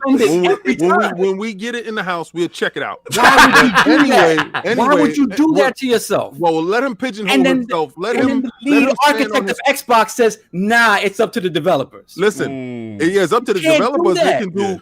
They can do. Listen, it's up to the developers to do X, Y, and Z. Right? Okay. Now we already know it ain't gonna get no more 4K. All right, and somebody put that in my tweet, and I love that. It ain't gonna get no more 4K. Now a lot of these dudes don't have a TV. Hip hop, we got a TV that can handle all the stuff that's coming our way, right? Yeah, but if you got an element, it's not gonna work. How many people was watching it in 4K? Not a lot. That's a good point. It wasn't in 4K when it launched. It wasn't in 4K because it was chopping up. It was chopping, They had to re-upload it. They had to re-upload it. When they re-uploaded it, it was in 4K. How many people actually can see it in 4K? That's a good point. All right, now listen. I'm playing my S this weekend, right? All right, I'm the visual downgrade in my eye sockets from going from my X to playing on that S. I'm like, dear God. Now, what Microsoft did, they said now this game is going to travel from this console to this console. Right now, it may not be the same. But you're going to be able to get down any way you want to get down. Right. Now, visually, I don't see how we are going to get to a different level. I believe next gen is going to be all about the 60 times, the 60 frames, the ray tracing. My brother, can I ask you a question? Let's go. When it comes to talent, does it matter if something's in 4K or not? No. See, that's the part, right? I was gonna get right to that part. It's going to be about story. It's going to be about what you can create. I know, not just with story, even those polygons. Let me just even those polygon counts, right? Right. Yeah. If you was to go to Ghost of Tsushima and The Last of Us, and you put it in 1080, put it in 720, would you still be excited for what you're? So you're telling me about what you're telling me about games that was made 10 years in the making on good point too. Games that's 10 years in the making. You're talking about first party titles. What first party titles we saw from Microsoft? Yet? Good point. Good point. You ready to? This is what I'm saying, but I'm going off of. You're right. You're right. 10 years in, though. You're absolutely right. But we have to go off of what Microsoft is. That's what their motto is, right? Is that third-party experiences is going to look damn near like first-party experiences on our console. I'm going off of Microsoft. I'm going off of what they are telling us, telling us as consumers, telling us as insiders, telling us as media.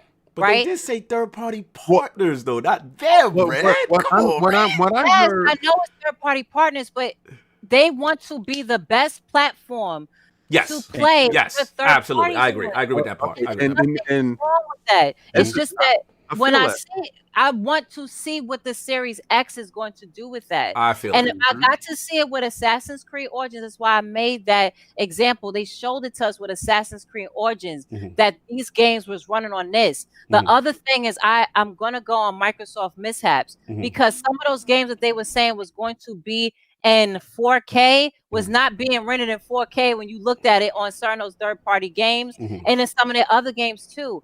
I just wanted to be some clarity on what we're getting. I understand it was third-party. But I will say a million times disclaimer. They did what they were supposed to do. The wording they messed up on. The showing they messed up on because they told me something. Somebody in the chat was talking about the press release said this. Consumers are reading. Consumers don't read that. Yeah, they're not reading.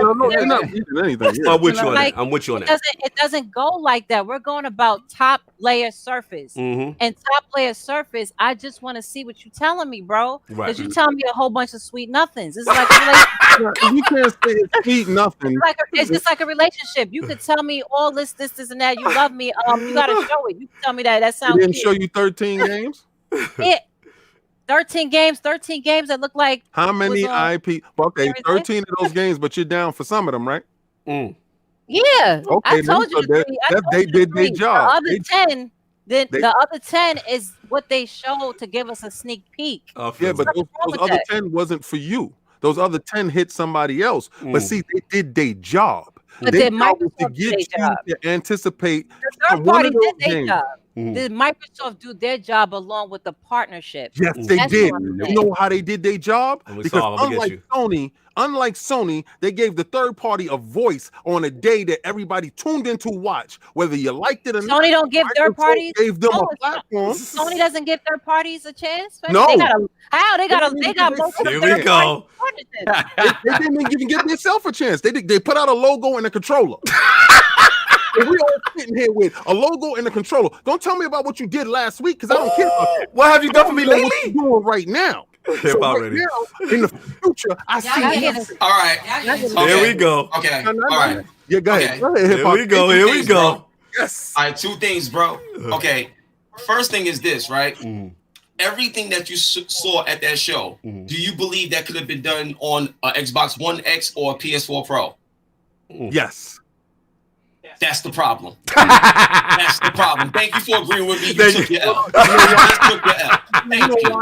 Thank you. So now the second thing. It had a little bag at the bottom that told me it could be. The little badge told you, the smart delivery badge? The badge told you. He said it. I feel the same energy when PlayStation said Yo, so now the second thing. Here's the second thing, right? Go for it. Here's the problem with the third party thing that you mentioned. Yes. Right. So third parties have more success on PlayStation platforms than they do on Xbox. That's the first thing. That generation happened already? All right, say it again. Because we're not going to talk about the past. We're going to talk about the future. playing. We don't know what How do you think? How do we're gonna talk about what's going on now. Don't talk about what's happening before. Are we still in the age? Hold up. Can I go to the store and buy a Series X or PS5 right now? No, but you can buy a game that you know that's gonna work on your Series X right now. Those games Like come what? on another About platform. PlayStation, or do we know about gossip in the background? Gossip in the background. So wait, so you're saying No. So you're saying Last of Us 2 is not gonna work on PS5? About speculation. Are you saying that Last of Us 2 is not gonna work on PS5? Is that what No, you're it's saying? not. Okay. They gonna make you buy another one? We got it documented. We got it On that. documented. I put your knees on Oh, that. bend the Okay. knee. Oh, no. Okay. We got him documented. We got saying it. Bend the knees it's gonna documented. be We got it. We got it. 157, Oh, Lord. right? We I got it. want We to do got this it. again, King. Okay. King, So, I don't know about this one, but it's documented. okay, it's documented. Now I know. You lost again, just like you did in Tekken. You about to lose again. Just like you losing right now. How am I losing right now when you just agreed with me? You keep talking about what we did in the past, but I'm gonna tell you what's going on right now. We both 0-0, right? No, you're 0. I'm W, bro. You know what I'm saying? Yeah. So, and the last thing, Hip hop, then King, and then Solve. I gotta get Solve again. Yo, and then the last thing that I would say, in terms of to your point, like seeing the games, are we excited for the games? Of course, bro. We want to play them, stuff like that. The main point I was just trying to say to you is that when you have the first impression, you don't get a second chance to make at a first impression. and that was the main thing. You don't get a second chance to make a first impression, and with your first impression, I know we was told about third party. It would have been great to see specifically, like what the Series X is going to do, and to like comparison. Yeah, I'm with you there. I'm with you there. Everything. That's the only thing that I feel they should have went about it. Meaning, like you see how they got the quick resume, and they showed that demonstration, or the HDR. They showed these demonstrations before. It'd have been great. Where the show yesterday, where we could have seen somebody boot up the system, go into a game, do this, do that, like really show us the difference between current gen and next gen. Yes, and that's would have been better at the first impression. That's all I'm saying. I feel that. Okay, before you start, we got a zillion switch. I gotta read a couple because we behind. I hate inside Xboxes how they was running them. Right. Show me these games, then get to that other stuff. And the narrative was always smart delivery cross-gen. Right. Disclaimer. But that got buried though. That got buried with all this. With all it this was mad disclaimers. That's all I've seen that as. So I'm gonna let you get your ball. I gotta get a couple of these, bro. Jonathan B, the Lord himself, could come down and hand everyone a physical copy of Hellblade 2, and people will stay is it 60 frames per second though. I think we missed one beyond that, but I can't get to that. Yeah, I can't get to. I'm sorry, y'all. I know we didn't. $10. Yeah, I think we all know why Microsoft has to make the disclaimers. We are in a gen where games are scrutinized for the graphical mishaps, especially Microsoft games or related games. Also, shout out to the guests, y'all. No doubt. Shout out to R&B 3 with the file super chat. To be fair, the Last of Us 2 trailer didn't say gameplay. Can we assume that what was shown was actual gameplay? What's real in the streets anymore? We got Michael, aka Bed-Stuy Finest, $5. Damn, that joint just flipped on me crazy. No, I got the $5 super chat. It's not that. It's that joint flipped on me crazy, bro. No, I got Bed-Stuy was right after R&B. It was why Sony get the COVID excuse, but Microsoft, but not Microsoft. Y'all need to worry about backwards compatibility lie. Yeah, then again, I missed a few. So with Bed-Stuy, people cry too much. The games were good. I feel people. I feel people will crap about Xbox no matter what they hate. The hate needs to stop. Titan $27.93. We got the $2 yes, all 4K matters. We got we got JD with the $10 super chat. So they shouldn't have said it. Okay, the games still look good, and next month they won't say it again. Now what? How long are we going to be on this news cycle? I guess until Sony's willing to talk. Well, but they did say it. We got Johan Zell. How many of you saw the re-upload in 4K 60? We got JD Gamer for REDinFamy. I'm sorry, I need a fraud alert. Microsoft never said third party will look like first party. What they said is they will look best on Xbox. # sorry infamy. Why are you coming for my girl? Stop. And then let me see. No, we got Phantom over here. He said, I've been saying for a while, Inside Xbox needs to go with the $2 super chat. I don't think it needs to go. No, I don't think so either. I just think they need to clean it up because I told you I was a lording Stadia. I don't think Stadia is real good or viable at this point. But they Stadia Connect was really good, and it was like Nintendo Treehouse. It was really good, and I thought that Xbox really did. It was a positive. You know, they gave you the talk in the end, and you got a chance to look at some of the developers and some of the stuff that was there. Yeah. You know, we're always on top of them, and when they do something good, we're pounding them into the floor. You know, that they're gonna get to the point where they're not gonna talk anymore. You know, because they damned if they do and they damned if they don't. You know, and they are the only ones out here. I don't care how hard you cap for Sony. I don't care how hard you cap for Nintendo. They are the only ones out here telling you what you can look forward to later. I feel that. Let me finish up. Death Singer, £5. Some people love graphics, but like Uncharted gameplay, it does not match the visuals. Graphics over frames, Sony model. I don't know why he writing it that way. Jay Barry, I need King to fall back. Because we still ain't seen nothing shown on an Xbox Series X. Everything is a PC to represent Series X. Wait, Xbox, just like PlayStation. Just like PlayStation, we waiting to see games run it. King. I hear that. I'm waiting to see anything for PlayStation. Go sit down. Aldrin, $5 super chat. Get him, King. Whatever you done for me there. Yeah, we missed some though. Okay, please. True Gamer $9 super chat. Yeah. What a show. Thank you, lady. That's JWG. What's up? Go ahead, Kassav. So we got True Gamer 90 with a $5 super chat. Y'all gotta stop comparing with Sony. Sony on a whole other level. If you have a chance to smite the giant, you do it. I agree. All right. Philly Eagle with the $5 super chat. Just want to say thanks to the guests for articulating their perspectives without being hateful. # much respect. We family, man. We disagree. Most content creators would too. Yes, we agree wholeheartedly. Then we got Stitch with the $5 super chat. All I want to know is where Sony at. The wording was rad. They put on a show with another show coming. You're not concerned that you haven't seen the PS5. No, not concerned. They're just taking their sweet time. Let's see what else we got. Damn, it jumped me again. We got Gene. Did you guys get Gene? Nah. Perfect Shogun, JD Gamer. Hold on. Wow. Okay. Gene, I see Gene's. Yeah, I see Gene. Yeah, we got R&B. I can get R&B. Keontae Harris, $5. Y'all so worried about wording with no console. I saw gameplay, maybe not like that. Y'all wanted at least Xbox giving us something. Where's the backward compatibility? We got that. We got R&B. 80 Gamer 20. You got that? We got Titan. Did you get Titan? $2 super chat. Yes, all 4K matters. Yes, we got that. What else we got? It's R&B. Did we get JD super $20 super chat? That's the latest. I think the latest one. Phantom. We got the JD game. I'm sorry, I need a fraud alert. Got that one. Lord HHG, that thing. See, people love the graph. Okay, we got that one. Yep. We got the Bari. We got XGL. Get him, King. What have you done for me now? We got that. Keontae Harris with the $5. Y'all so worried about wording with no console. I saw Gameland, maybe not like y'all wanted.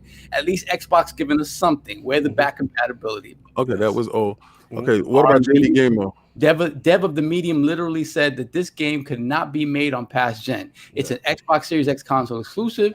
Keep this crew on, y'all. Y'all cutting up. Hey, shout out to JD Gamer, the recent one. That's King's one. You don't get to tell me about what Sony did for me yesterday without looking at what Microsoft did the past as well. Because if you don't want a cinematic narrative-driven game, you don't need a PlayStation. And JD Gamer again. Where's the smoke? Where there's smoke, there's fire. Where there's stink, there's rot. There's a reason articles have been written about Naughty Dog. There's a reason devs leave in droves, and there's a better reason they're at Xbox. Now the games. Who's got Shotgun? And then we got to finish. That's like Rockstar. I got Shogun. Yeah, exactly. Shogun they still great. $10 super chat. The biggest disappointment from the show was that they failed to illustrate how Medium is only available for next gen because it needs an SSD in order for you to be able to shift between worlds. Yeah, that's true. Yeah. And shout out to I wish there was more on that. Yeah, Gene, he said, HipHopGamer, when do you think Sony goes? That's the next topic, bro. But sure about backward compatibility, and then Jesus, Drunken Ninja. Yeah.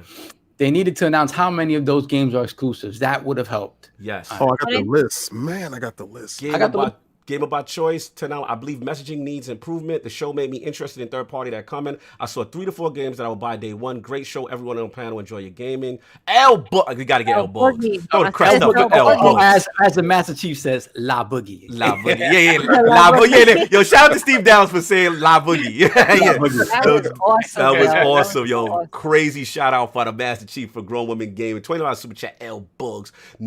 No one wants to talk about the fact The Last of Us 2 devs moved to Xbox, or the fact that we haven't even seen what the PS5 looks like, because we know it's about to overheat. Come on, L.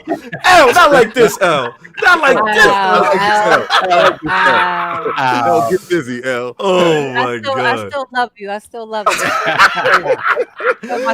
I still love you. Get your balls off that I'll go. Yes, because I'm the only person who did not watch it live, and I was not able to get my bars off live.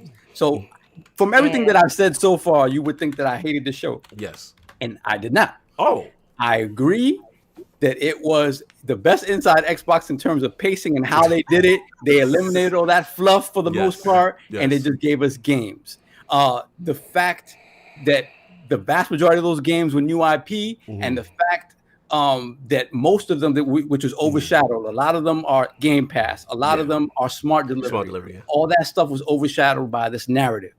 So overall, I was excited for most of those games. No kiddie games, a lot of them. Yes, that's what I was at. Yeah, I was very happy with that, and the fact that both console owners are going to be able to enjoy these games. I love that fact. I have to go back to the one misstep, which to me was the huge misstep, is like everyone's been saying, is the messaging. Facts. And it bothered me because, like I said before, it felt like such an unforced error. Like, I will never begrudge Greeny for being as passionate as he is. I'm not gonna begrudge the man for that. But in these instances, it feels like almost like you got to rein yourself in a little bit, right? Because you're promising things, and it was just that wording. That was all it. If he had eliminated that wording, just said, "Hey, this is what's coming new from our partners. These things are going to be on the Series X, and they're going to be, smart delivery, things like that." The narrative around it would have been completely different. That's what it frustrates me, man. I feel that. Because then he did it again with the 60 FPS because he said that's the baseline, that's it. And then the hardware engineer of the Series X is like, now we're letting them do what they feel they need to do. Right. So it's like you can't do that. Didn't they say from 60 to 120, and the hardware engineer has the choice to choose in between? The hardware engineer turned around and said, when they asked him that same question about the baseline, I want that guy's name. Because when there's no 4K 30s out there and it's 4K 60s the baseline, I want him on the hook. I want that guy's name. But why is that? That guy needs to be fired because he's out here going behind Green. And then go back to that, specifically the AC Valhalla. Shout out to Fonz. Fonz was online trying to get a straight answer about is this game running at 60 on the Series X. Did not get an answer. Wow. Can I say something? All right. Okay. So one, like I know a lot of people look at like 30 frames per second as like it's the worst thing in the world, but honestly, it's not. I just want to bring some perspective to everyone. You can have a game that runs at 100 frames per second and a game that runs at 30, and the game that runs at 30 could potentially perform better than the one that's running at 100 frames per second. I'll give you an example of what I mean. It's not just about frame rate, it's also about frame pacing. It's stuff like that. Frame timing. So a lock 30 frames per second will perform better than you talking about unstable. I got you on that. But I mean, we would say hip hop. We would prefer 60 if it's stable. I get. Because the average consumer is not gonna. They're gonna be like, you wildin', because they don't know about PC gaming. Right. I feel that. They don't. And then another thing in terms of the statement. Some games, especially like a single player open world game. Let's say the Series X. Let's say Series X does a single player open world game, like they bring back Fable, whatever it is, right? And Fable is 4K 60, it looks amazing, right? And then let's say Uncharted 5 gets announced and it's 4K 30. It runs smooth, feels smooth, but it looks way better because they put it at 30.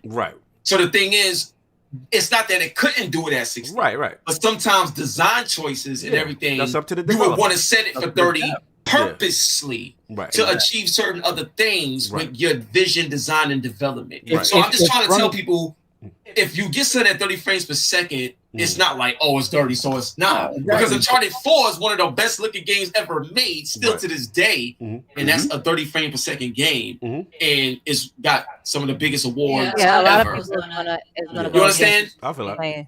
But so I'm just trying to say it's not a bad thing to be at a lock 30, not at all, depending on what the game is and what you're trying to achieve. But hip hop, as going forward, because we all came from 60 frames per second back in the console days, and that has always been Phil Dominus Maximus Spencer, soon to be a realist. His goal is to get us back to 60 frames per second as a standard, and I feel next generation, because. Don't you think in this generation we done mastered the 30? I'm kind of. Don't you think this generation? I would prefer them we to push could freestyle a 30 60. any day. I would prefer. I feel you, but think about it like this: like if you're playing 2K on a console, that's 60. You know what I'm saying? Like there's a lot of games on console that is 60 because of those types of games. But if you're playing a single player open. No, I would love for the 60 frames per second to be standard, but what I'm trying to tell you with my personal experience, especially playing PC mainly, I could run my PC is a beast. REDinFamy PC is a beast. I can do anything at 60. I can do stuff at 120. I can do stuff at 240. If I want. But the point is, some games like Resident Evil, right? I would run that at 30 or 60, but either way, it's still going to look good, feel good, and be smooth. Because I can set the frame rate to 30 and my screen refresh rate to 60, and it still feel like 60, even though it's running at 30 to save frames. This is my question, right? My question is, we demand more. Facts. For that for that $600, we didn't get more. For that $600, But I feel you. But the thing is, okay, let's say go back to the Fable example. What if to run Fable with full on ray tracing, right? Then you need to cut it back. You need to cut it back. I want 60. You need to cut back whatever you're gonna do. Don't give me no 30 because I got 30 now. So don't give me no 30. I don't want no 30. I got 4K 30 right now. I don't want the world feeling seamless. The world feeling seamless and more vibrant and alive for frame rate. But what about this, Soft? To frame rate is king. To your frame rate is king when it affects. You see, that's the thing. If you're talking about a fighting game, yes. If you're talking about a shooter, yes. Yes, I agree. Fighting games, shooting games, I agree. Driving game. In a third person action adventure game, it just matters that it's stable. Right. Yeah. But my question is this: why, to King's point, why can't we saw with the mid-generation refreshes the rise of high fidelity mode and performance mode. Why can't we still have those things where the developer would give us those options, whether it be the Witcher 3 and stuff like that? So, because there are going to be people who are on King's, shout out to the ground again, shout out to Foz, he's going hard. There's going to be people who do want that 60 frames and they don't care about the 4K aspect and all the ray tracing and extra effects. Being told that this is supposed to be like a PC experience, right? Like going into next gen. So, like everything that King is saying that people want. That's what we want because we're jumping into a next gen. Yes. Like what hip hop is saying as far as a lot of people don't understand. A lot of people, of course, that have not gotten into PC gaming or know more about development don't understand that you can have a game at 60 frames that's very unstable and now it messes up your whole experience. But like to King's point, going into this next gen and seeing like hip, I keep saying Gerard, I don't call him people. I know. Hip hop was giving me, showing me Quixel and the things that they're doing with Unreal Engine. We're seeing so much new technology come about, and even when I get to speak to developers and they're like, "Yo, I wish, what's coming out. I wish we had that already because we could have pushed."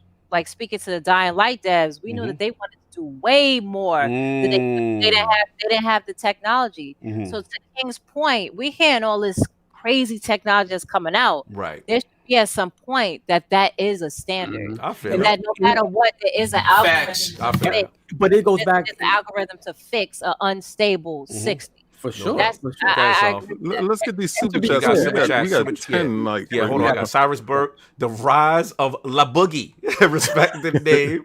We got that La Boogie, and then who else we got? Damn, we got a couple. Yeah, we got the whole grown women gaming. The grown women gaming is up in there. riding with you. got They Delilah riding who with has first-hand information. Delilah, just give us those secrets. Let's go, Delilah. Hold on, this is exclusive. Cut your mics down. Pushing for 4K 60 as the standard. If the Ooh. devs don't do it, then that's on the devs. Hold the devs accountable. Microsoft can only show what they get. Mm. What first party game is doing 30 frames per second on Series X? Don't believe me? Just watch. Ooh, it's inside information. I'm quoting. Ooh, she's on to something. She's on to something. All right. But it goes back to I want 4K 60 as well. I feel it. I'm just saying, when you put that out there as this is what it is, I feel you. anytime you don't reach that, you put yourself In a bad position. for Yeah, no absolutely. reason. Absolutely. Let me saying too much. Let me I don't want to finish be this. safe. I want to be reckless. Game though. True. Don't give me that. Shout out to Def Singer, £5. I gotta shut this 30 frames per second narrative down. It's shout out to the cops go by. It's unacceptable gameplay at 30. It's garbage. Yeah. He was like, play Destiny 2 on Xbox, PlayStation 4, then play it on PC. That's a fact. Loom at Uncharted gameplay. JD Gamer, that $5 super chat. That 30 versus 60 argument using Uncharted sounds like you know something. Are all these new Sony PlayStation games going to be 30 frames? Come on, JD. You out of control. Stop it. You know they gotta take their little. They gotta take their little jab. Hip hop is it. I like that. Oh, yeah, you know, tomorrow's narrative is gonna be tomorrow narrative is gonna be hip hop gamer. Yeah. You know they gonna try to do my man dirty. They got it. We ain't gonna have it. We gonna protect him on that. Lady Infamous 415. What's up, buddy? That's my Niner gang right there. That's the Bay. $20 super chat. I'm still looking for that Sony Heat, but all we got is a controller and a logo.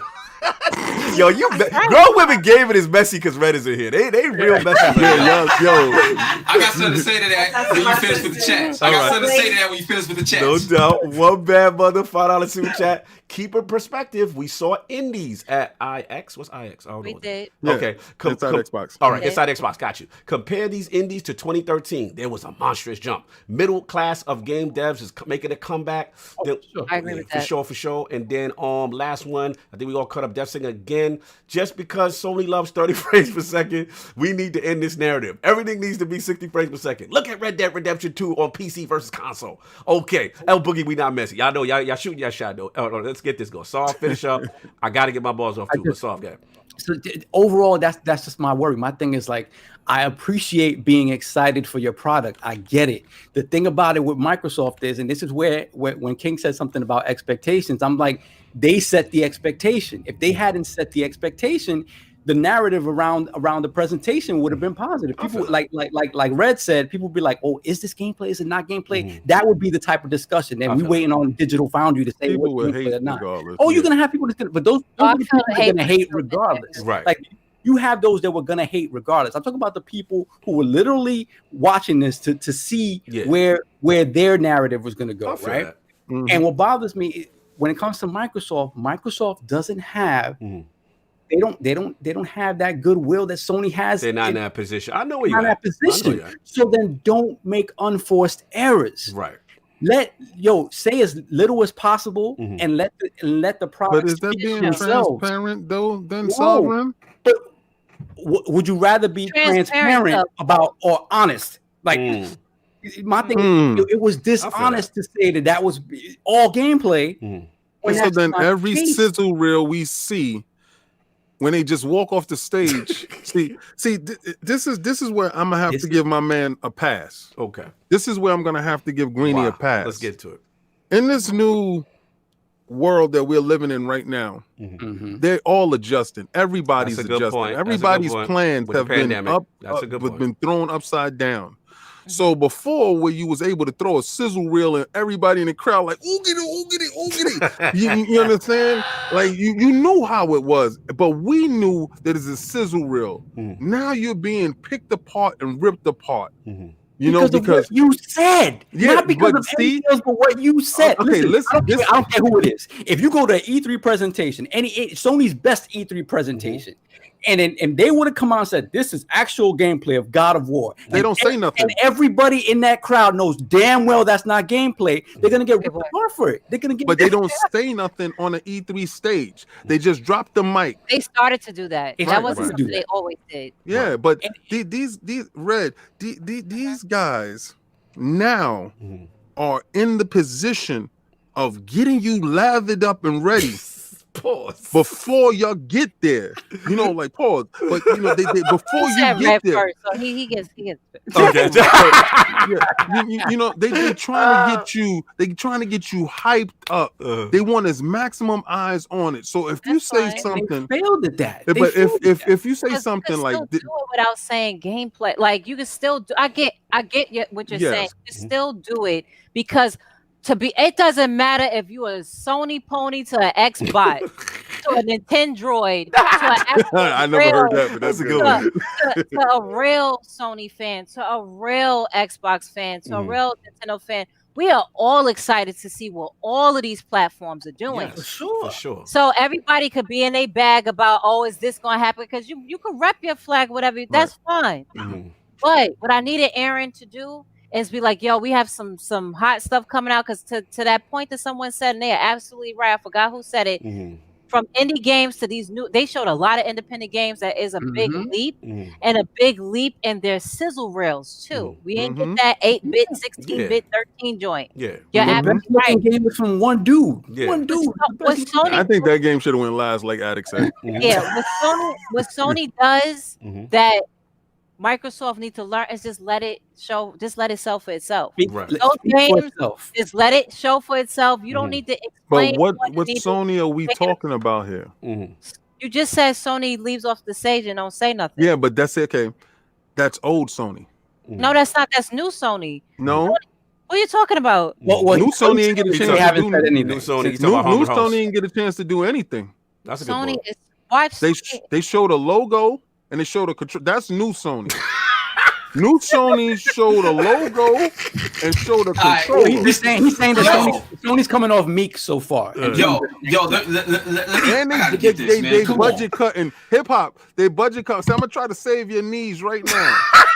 they budget cutting because you know for a fact if they can sell you that game twice, Sony gonna get in your pockets. Oh my and they're God. gonna give you the PlayStation 4 version of this game. But if you want that true 5, go ahead. If this was tables turn, do you think Microsoft would have been doing that? Hell no.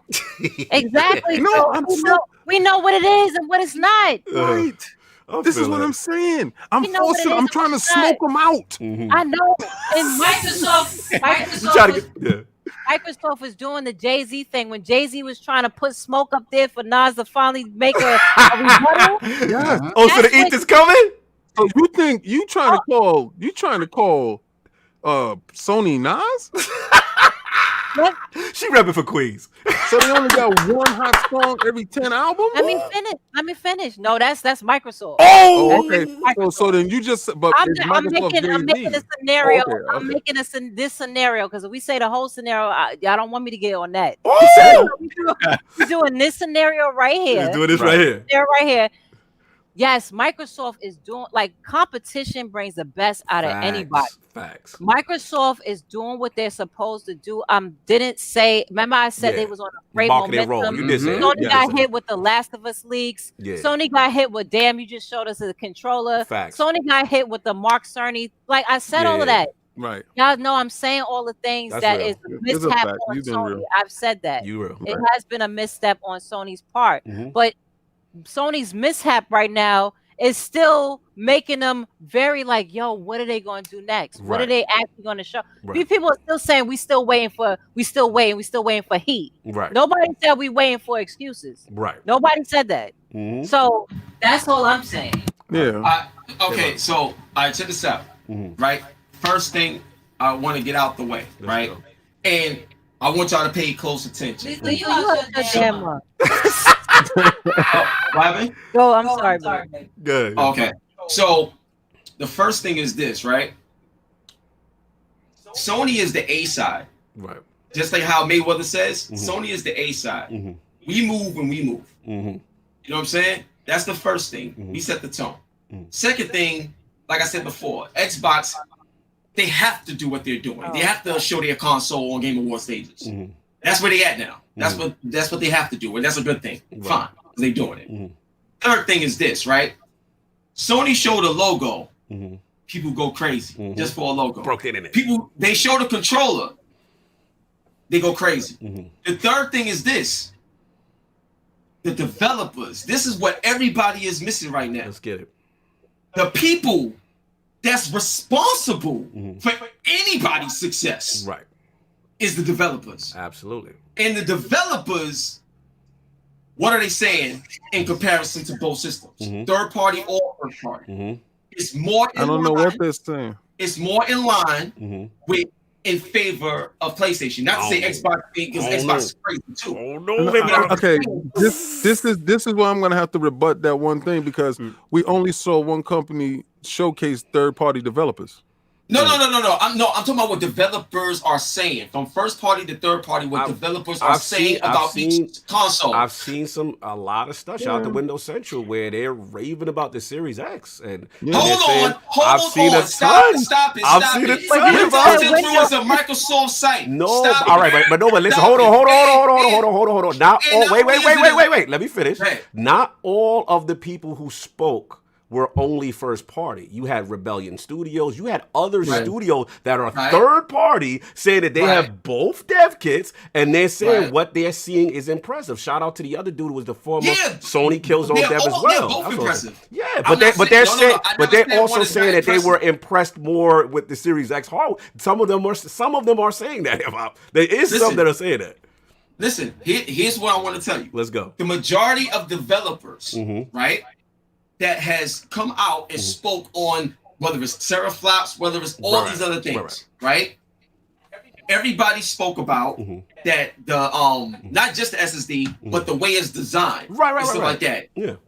Was in favor of PlayStation. That was the first thing. I don't know about all these developers. I don't know about that part. I don't know about all these developers. I said most. I don't know, bro. I've seen the other side too, bro. I have. I'm not trying to.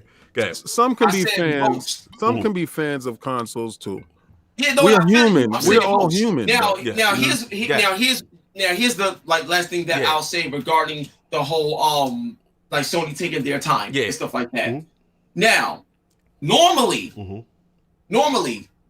when May come around in June and stuff like that, that's when we see everything anyway. Right. Yeah. Like this is the first time we've seen things unfold the way it unfolds. Right. Because of the pandemic. Because of obviously the situation that we're in. Normally, we're not even having these conversations right now. Like normally, the first time you see anything is towards the end of this month, leading into when we getting our plane tickets to go see what's up. I agree. I have one counter though, in the sense that you are right. You're absolutely right.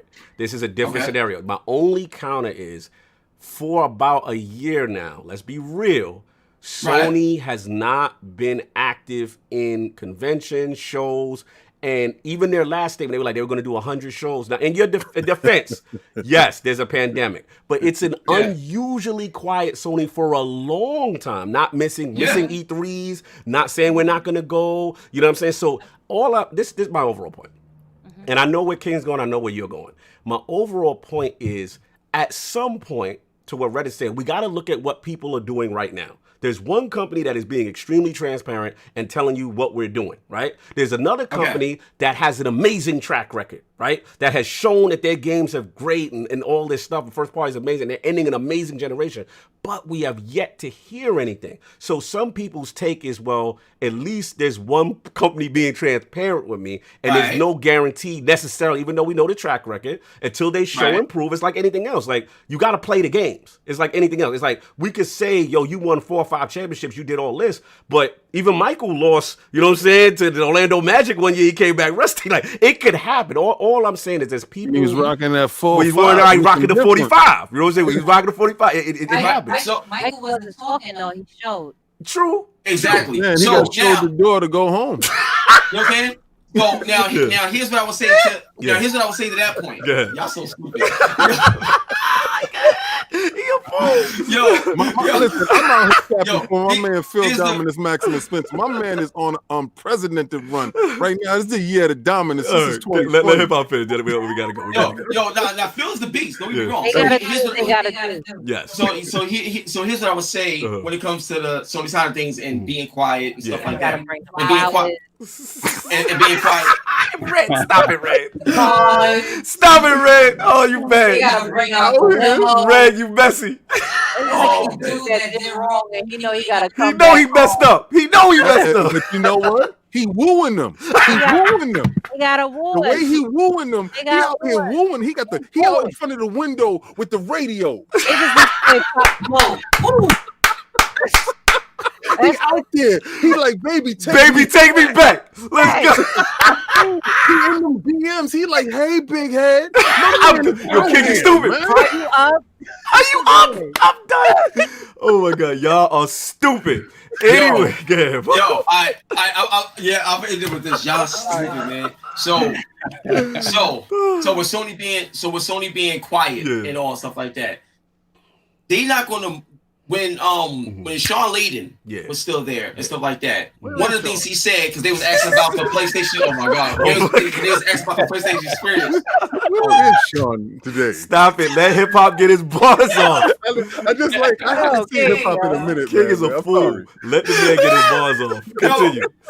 So when Sean Layden was there, right? One thing that he said, it was like, yo, look, it doesn't make sense to show up somewhere where we spoke and told y'all and showed y'all all the stuff that we had. We got a lot of stuff that we working on, but if we just show up for the sake of showing up and don't got much to give y'all, that's a disservice to the fans. Right. So we in the process of doing next generation. We got all this other stuff, coming. We're gonna fall back, and when the time is right to come back, we're gonna come back strong. Now, question to you, David, King. Let's go. Question to you, right? Yeah. Now, let's say you working on something new, whatever it is, you're working on something new. A lot of people would say, oh, he being quiet, he ain't doing nothing, whatever. Obviously, they saying that because they want to know so much from you. You know what I'm saying? That alone right there lets you know that you lead the way, because everybody gonna talk, but when you speak, that's when it really means something. You understand what I'm saying? When you speak, that's when it really means something. There's a question coming. Okay. So I want to make that statement, because when Sony say something, it seems to just hit you more when they talk. You know what I'm saying? As opposed to not really me, because they showed me a logo. I wasn't hyped. It just hits more. I wasn't hyped either. Thank you. I'm not. No. What I'm saying is overall is there's a reason why, you know what I'm saying, they at like 110 something and y'all still trying to catch up. Oh, he's doing it. No, but they're doing them still hits. Not like that, hip hop. Wait. Anyway, we got 90 million subscribers to live. So I don't know how many boxes is out there, but I want to know how many PSN subscribers I got. What's the numbers out there? What's the numbers for 90 million? PSN? Listen, y'all do a number talk. Y'all do a ball of talk. I gotta jump in. Y'all do a ball of that. I see where it's going. That's a lot of people spend $1. Yeah, but you know now to go spend $1 to get involved to go to Mr. Michael Paxton to go that's like those 10-cent parties back in the 60s. Oh, come on, to go to Mr. Michael Paxton's comment when you brought up the dollar thing. Netflix gave you Netflix free for a month. Disney Plus gave you Disney Plus free for a month. That's kind of true. All these services gave it free for a month. Microsoft charged you $1, so they want their bucks up. So they not giving nothing away for free. So they showing you coming in, you paying $1 for a month. But how many people sticking around? Okay. 90 million. And I'm not even getting into Game Pass numbers. I just told you Xbox Live numbers. That's not $1 a month. Well, that's because you can't even play Fortnite without Xbox Live. Well, don't knock the hustle, Red. Don't knock the hustle, Red.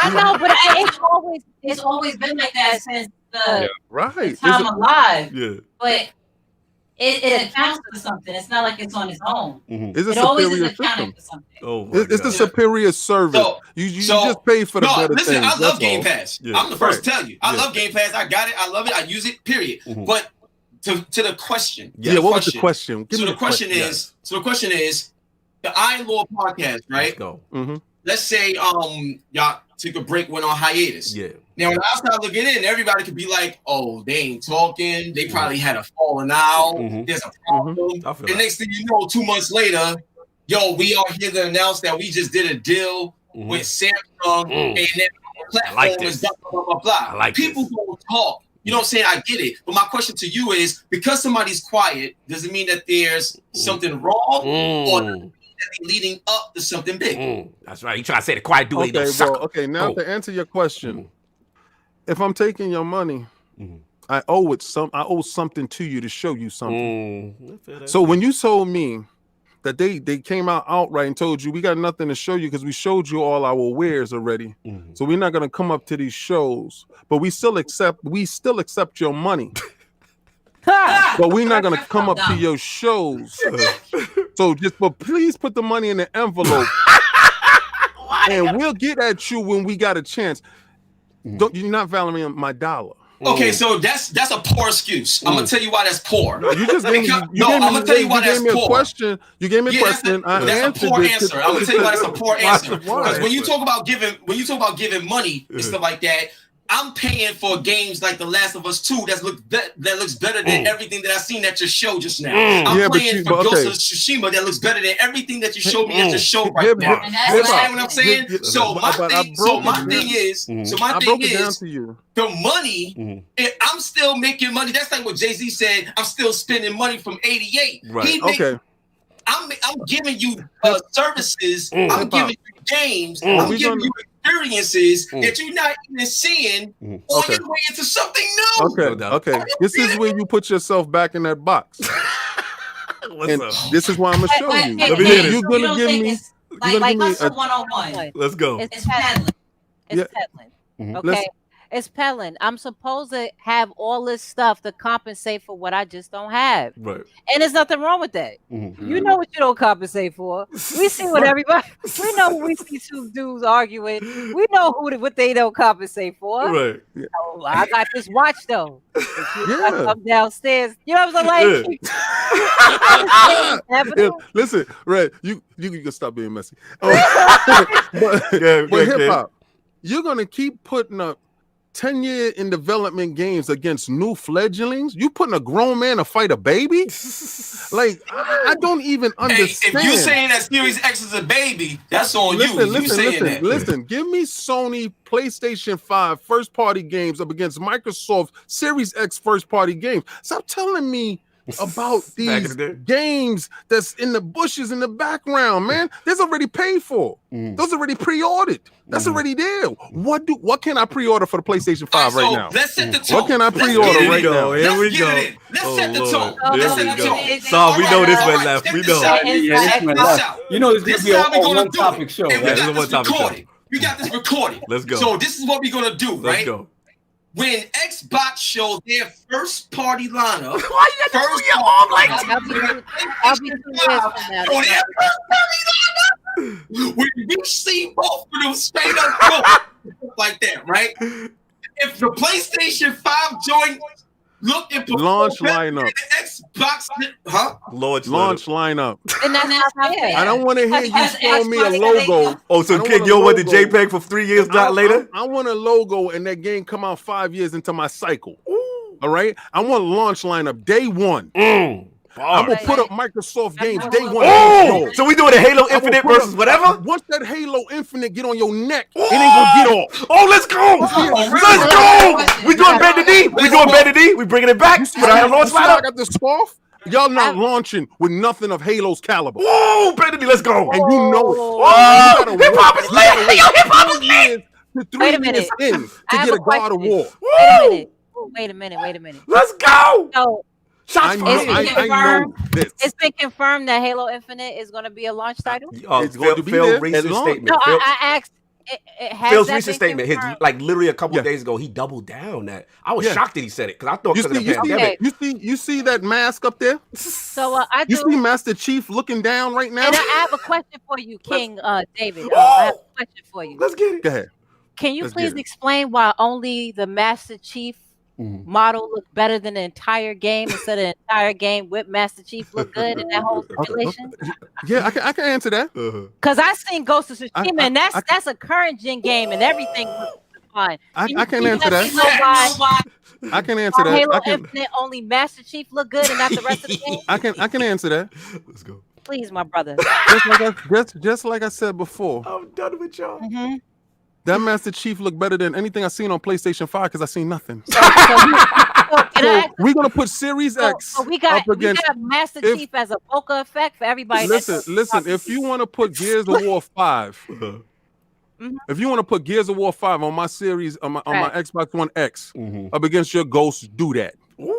If you want to put if you want to put my Forza up against we gotta go with that racing game. If you want to put up our generational games up against generational games, let's do that. But we are not gonna let Sony walk away with no PlayStation 5, nothing to show, and you're gonna go at a game that's been showed. You know, so Master Chief, like I said, is a I will put my first party games up against Sony first party games on day of release. When I walk into the store and I buy whatever's on that deck, whatever is your A choice, whatever is your number one, this is a better D. Halo is going to break it back. No, it's not. Are we doing this?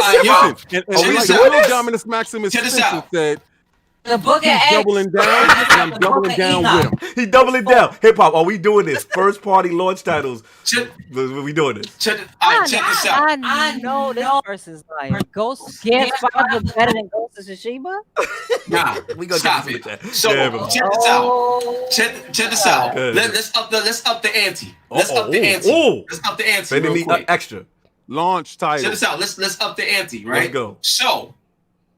This is what I think it'd be cool for us to do. Let's do it. So it's gonna get crazy. If you look at I think we should do this in sales wise for the holiday. So we don't listen. You know what? Why are you running away? Why are you running? Why are you running? Why are you running? Don't run from me. He coming back. Launch titles. He back. Okay. Yeah. Launch. See, he ran out. Launch titles. We're gonna go launch titles. Whatever's in that store is head to head. Whatever first party. We know Sony's track record. You want to play track record? You want to play tracker? Y'all 2 years in, you're gonna be playing those indie games for 2 years until y'all can get a first party good game. Isn't that Xbox? Halo is going to listen. I guarantee you'll be mailing your knees to Mount Vernon. So listen. Let me explain something to you. 4-hour show. Hold up. Wow. You can't call yourself a king when I didn't crown you yet. Oh, let's go. Let me explain something to you. Let me explain something to you. Do you see what this says? No, you win. He's fanboying out crazy right now. I say it. I am it. Listen. So let me tell you, you're this a is what hip-hop we're gamer. gonna do. I am king. This is what we're gonna do. Yeah, well, what's a king to a god? Let's go. I know this. I know you ain't putting your knees up. Let's go.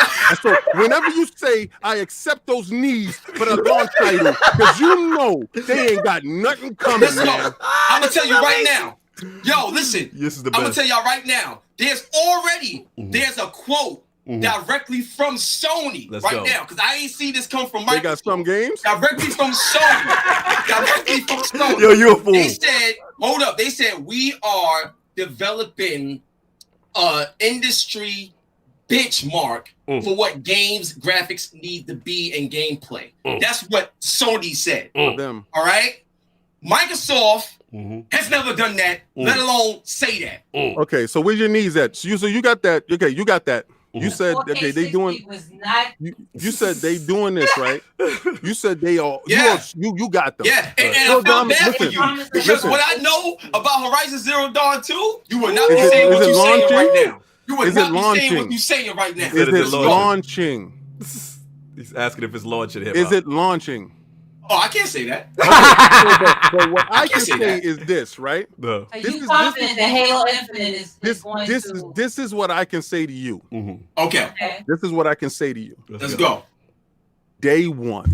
when I walk into the store and I purchase and I walk out, I will walk out with all launch titles for both. I know. And I'm gonna tell you, first party titles, Microsoft is going to slay you. Oh my God! They are going to break your back, and I can put my knees on that. Now, will you put your knees on that, sir? Y'all gotta stop saying the way you saying it, King. You just pause, please. Listen. I want to know. If you're a man behind your word. You know him. I'm behind my word. And my knees is ready to ship out. So if you ready to do it, I'm ready to do it too. Bro, I'm already proven. You trying to catch what we do. Okay, we already got the dub. So why you ain't answering the question? You're doing like Sony right now. Just answer the question. We don't answer to you. You have to follow us. So then no. All right, thank you. He said then no. We gotta move on. Let's go. Ain't no bet. It ain't no bet. He said nah. He know about Sony. He know how Sony do. He said no. Hey, listen, we gotta move on because this is it. We out here. We crazy. Oh my God, this is hilarious. You avoided. Yo, I'm gonna tell you this, hip hop. You avoided a knee massacre. Stop it. Anyway, look, I ain't get my bars off. We out here. Yo, at the end of the day, everybody made fantastic points.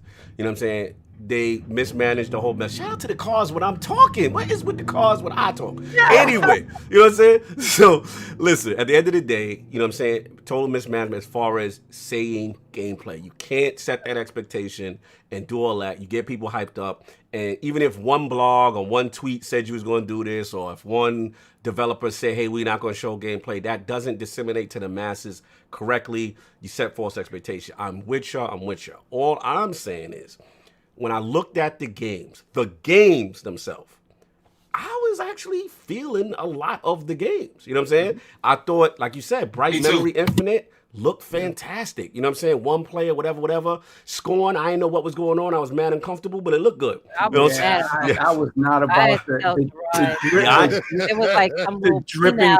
Very phallic. It was very phallic and a lot of drip. A lot of drip was going on. I don't know what's happening, but it looked good and it's on Game Pass. So I was like I can see what's going on over there. You know, there's a version of that game out. I mean, it was in pre-alpha like 3 years ago. Yeah, it was in Kickstarter. Chorus looked phenomenal. I'm a big fan of the spaceship shooting genre. The chick looked like Jack from Mass Effect. I'm in.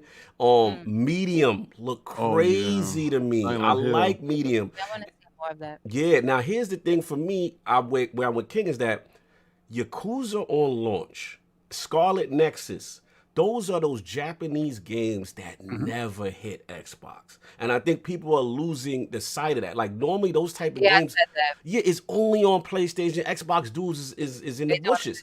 Yeah, like so I looked at the big picture stuff. Like I like what I'm seeing. Now was everything fire? Nah, like we know they was finessing with vertical slices. We know that. You know what I'm saying? We know, you know what I'm saying, as far as Dirt. I mean, Dirt's not into me. I'm not into it, but I will say graphically look cool. Madden was straight frauded. I did not like what they did with Madden. I did not like that. I don't know what they doing with that, bro. I don't know what they was doing with that. That was straight frauded. Don't give me 3 seconds. I don't want to hear about 85 all the way up to now. Then you give me 3 seconds. And be real. Patrick Mahomes with that awkward. He was sitting down Indian style. I'm like, what is going on? And now the one game that I gotta give hip hop that I was when we talked about next generation stuff, and not impressive. I know I'm gonna get flack for this. I didn't think Vampire Bloodlines looked good. It was. It's a PC game. It's for me. The thing about it is they're not a big developer. Like I'm surprised Vampire came back at all. Like I'm happy that it's coming back. I'm happy it's coming back. You know what I'm saying? But yeah, I mean, look. At the end of the day, it looked like a Obsidian. Why you gotta do my people like that? Graphically wise, it looked like an Obsidian game. You know what? I don't think that game. Any of that, I don't think any of that was like real gameplay. I hope not. Because Vampire. Yeah, it was. Because it looked like gameplay. But because when I played the PC version, the first one, Vampire, I love that thing. Right. And I thought they were never gonna make it. So when they said, I was like probably the most anticipated that game. But when I looked at it, I was like, damn, they like really changing like how it looks. Like that game Vampire, the one that was in Game Pass. Yeah. That game looked more like Vampire the Masquerade than Vampire the Masquerade 2. Yeah. Not for you. So that's pretty much it. At the end of the day, I thought the games were showing. I seen a lot of people on my timeline saying, yo, I'm not feeling these games and this, that, and that. I can understand if you're upset with how it was presented, no doubt. Crazy. Yeah, like that looked crazy to me. So that's the part where I struggle. So again, all I'm saying is with this whole joint, obviously we know it's third party. Obviously they should have did a better job. All I said, like I asked y'all earlier, I don't know who's responsible for how that showcased. I don't know the answer to that. That's something they got to figure out. And Greeny jumped in front of it and he said they messed up. You know what I'm saying? They said they gotta do better. You know what I'm saying? So listen, at the end of the day, we gotta just be careful with saying that Microsoft's games was like their first party game. That's what I'm saying. Like when I go in on them is if they do that with their first party. If they do that in July, no, they can't. They cannot. I'm telling you right now, that won't happen. They cannot. That won't happen. They're gonna have a crazy showing in July. It's great that they learned from this. Yes. So they can give us what we actually was looking forward to in July. That's what I'm looking for. Because if they fail one more damn again, it's a wrap. I'm like, come on, Red. I'm with you. Red, can I ask you a question? Yes. Do you think that this show was a test run so they can get all the kinks just in case they made a mistake? I think it's a blessing it happened. I think to be real. To be honest, to look at it at that point, I can see that because they made sure that let's test this with third party, and also let's test this with independent third party. So if that is something to look at it from that angle, I would say yes.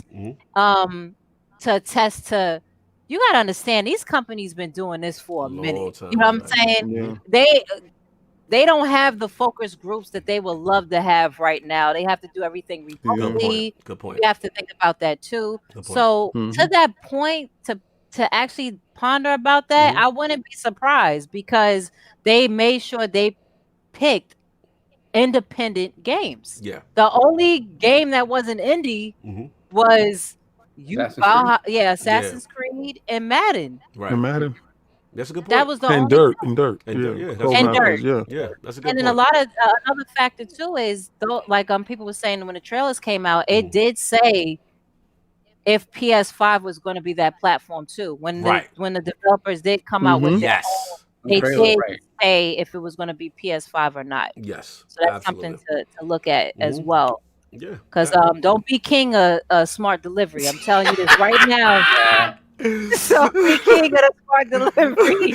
But see, that's where it's a good thing because a lot of those games is going to launch before the consoles come out, and feeling secure in your purchase actually allows you a little bit more leadway going forward, knowing that when you get that new console. Because how many times you got a new console when you was younger and you had that one cartridge that you rocked out forever? Oh.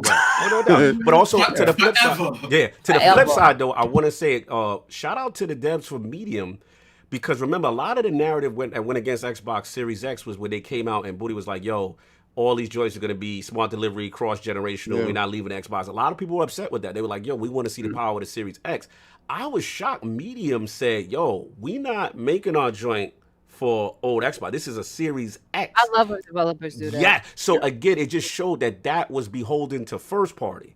Third party is allowed to do what they want to do as far as, if we want to make it next gen only, they can. So I actually was hype about that because I was like, oh, and that flew under the radar. Yes, because they did poor messaging and we had to find out after the fact about this and that. You know what else flew under the radar? The fact that they said that that Dirt is probably going to run at 120 frames. Again, and showed it, like hip-hop said, show the difference. Show what Dirt on a Series X, show that change so people get hype. And that, I'm with y'all. Like, that was the mistake. They could have, they stopped doing the cut-ins like what King said.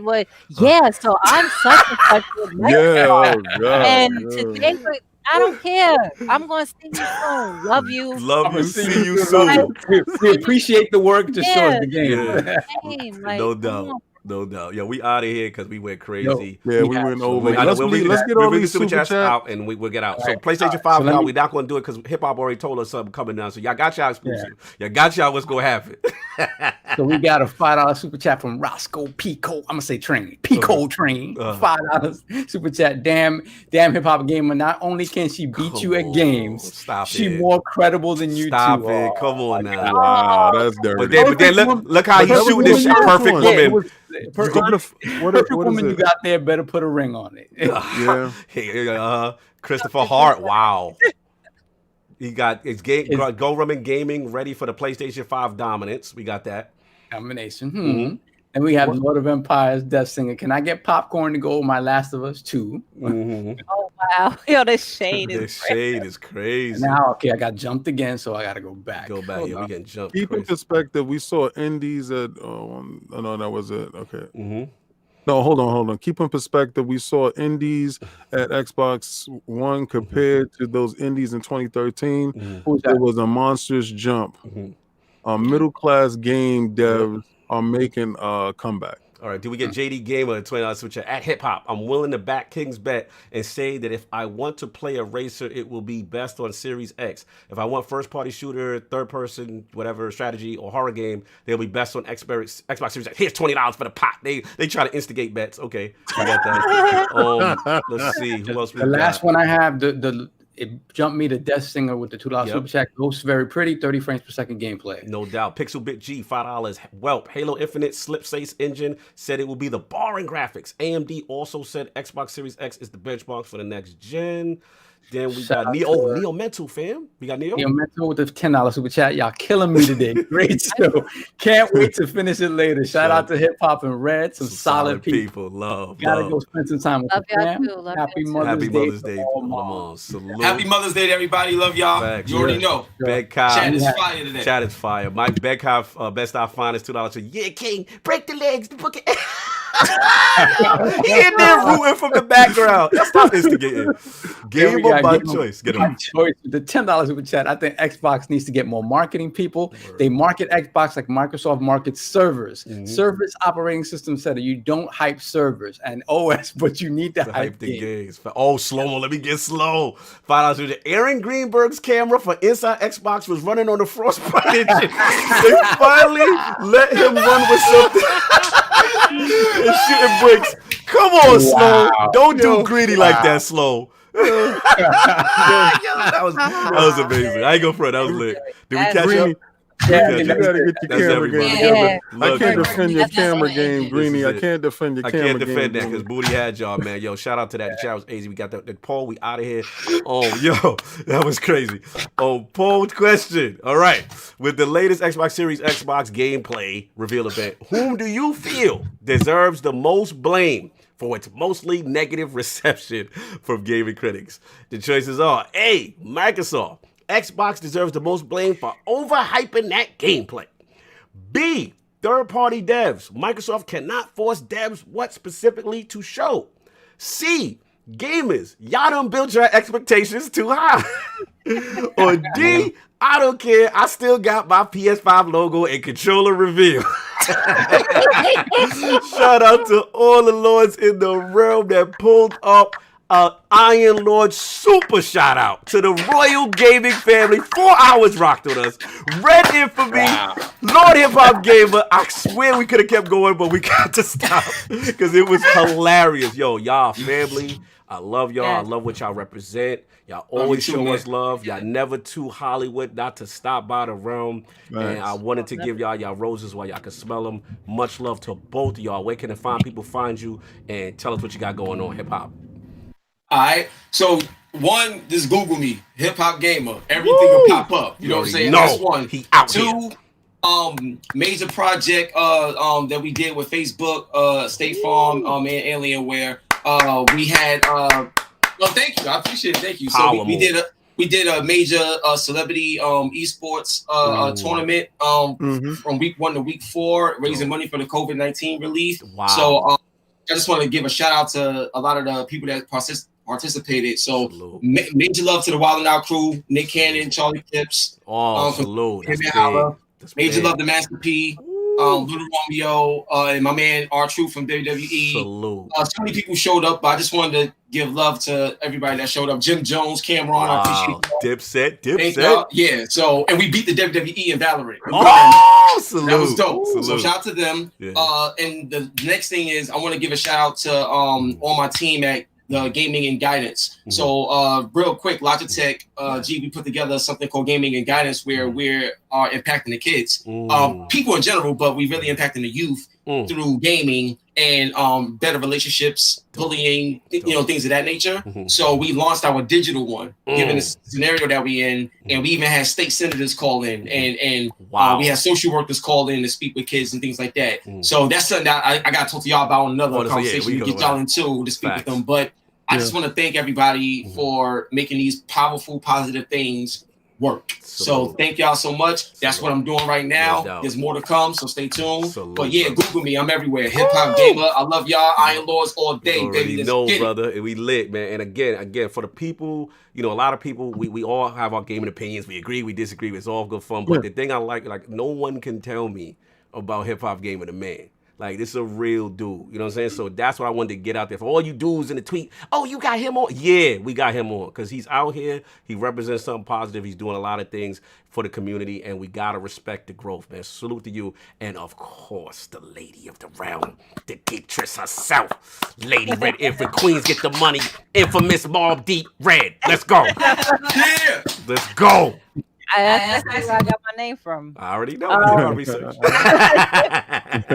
But yeah, it's y'all a family for sure. Y'all always show love. I always get excited when I see y'all. Period. Same with the grown woman gaming. I get so excited when I see any one of them. Yes. It's just always love all the time. I'm always up to help in any way or form or fashion. But yeah, this was amazing. Like the chat as well. The chat was getting at me. I'm like, our chat is feisty. I'm used to that. You know what I'm saying? I got the shoulder roll, it's nothing to be. It's nothing. But just out to your chat, your audience, everybody that support, definitely please support Iron Lords. They are on their grind no matter what. All the opinions, whatever, like they know what they're talking about. Salute. But yeah, where y'all can find me, my own platform, which is geekgametight.com.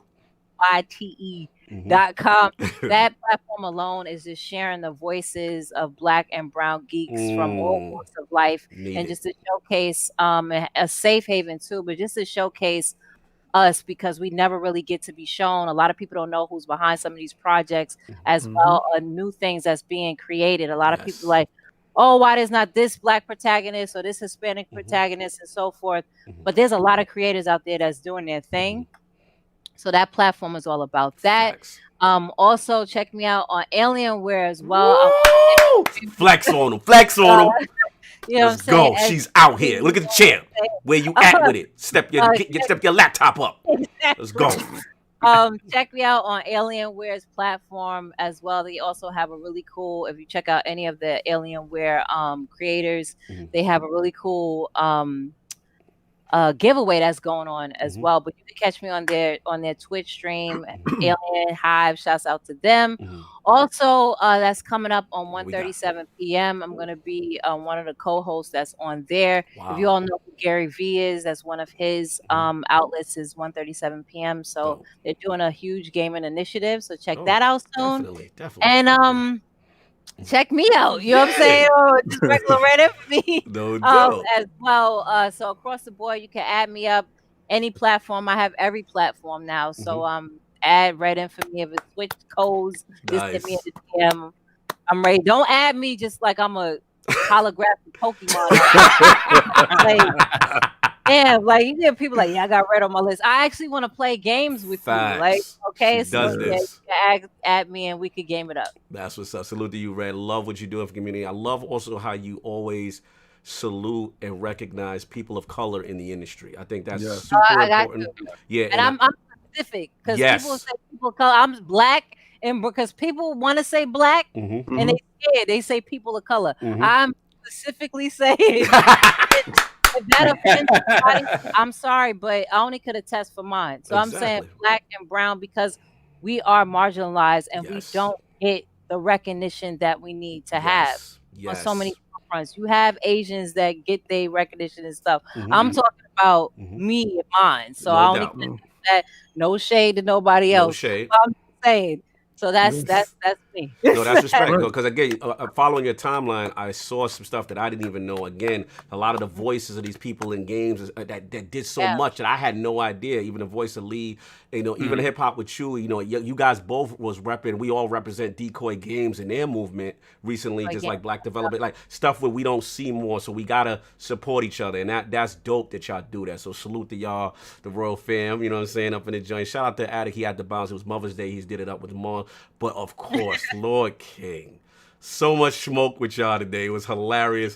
Rick, that's my bro. Like, where can the people find you? What you got going on, sir? Because y'all was in pocket today. Well, y'all know KOS wasn't up this week, and that was because of the Xbox reveal. We have to let stuff breathe. Yeah. So, like I always told you, I'm about team, not about me. That's not a thing with me. Salute. Shout out to hip hop, man. Word. Like, Always With You is a great show, man. Like, really, like, you my brother. Like, when you shouted me out and you was like, yo, you'll come through to go to the Jack Thriller joint, and I was, you brought me into your circle, and I told you I got you forever. Love 100%. Red. Yeah. Me and you sat there watched Star Wars. Oh yeah. We lost our mind on that Jedi Fallen Order. We saw that. That Jedi Fallen Order, and me and you cutting up in the background. Like, and I said, yo, she out here, she gaming. Facts. And another thing like that had brought it to me, like not even because I saw her at PAX, right? Yeah. But I'm talking about I'm at Comic-Con. Yes. So I'm getting ready to leave, and she like, yo, King. I'm like, what? King. I'm like, what?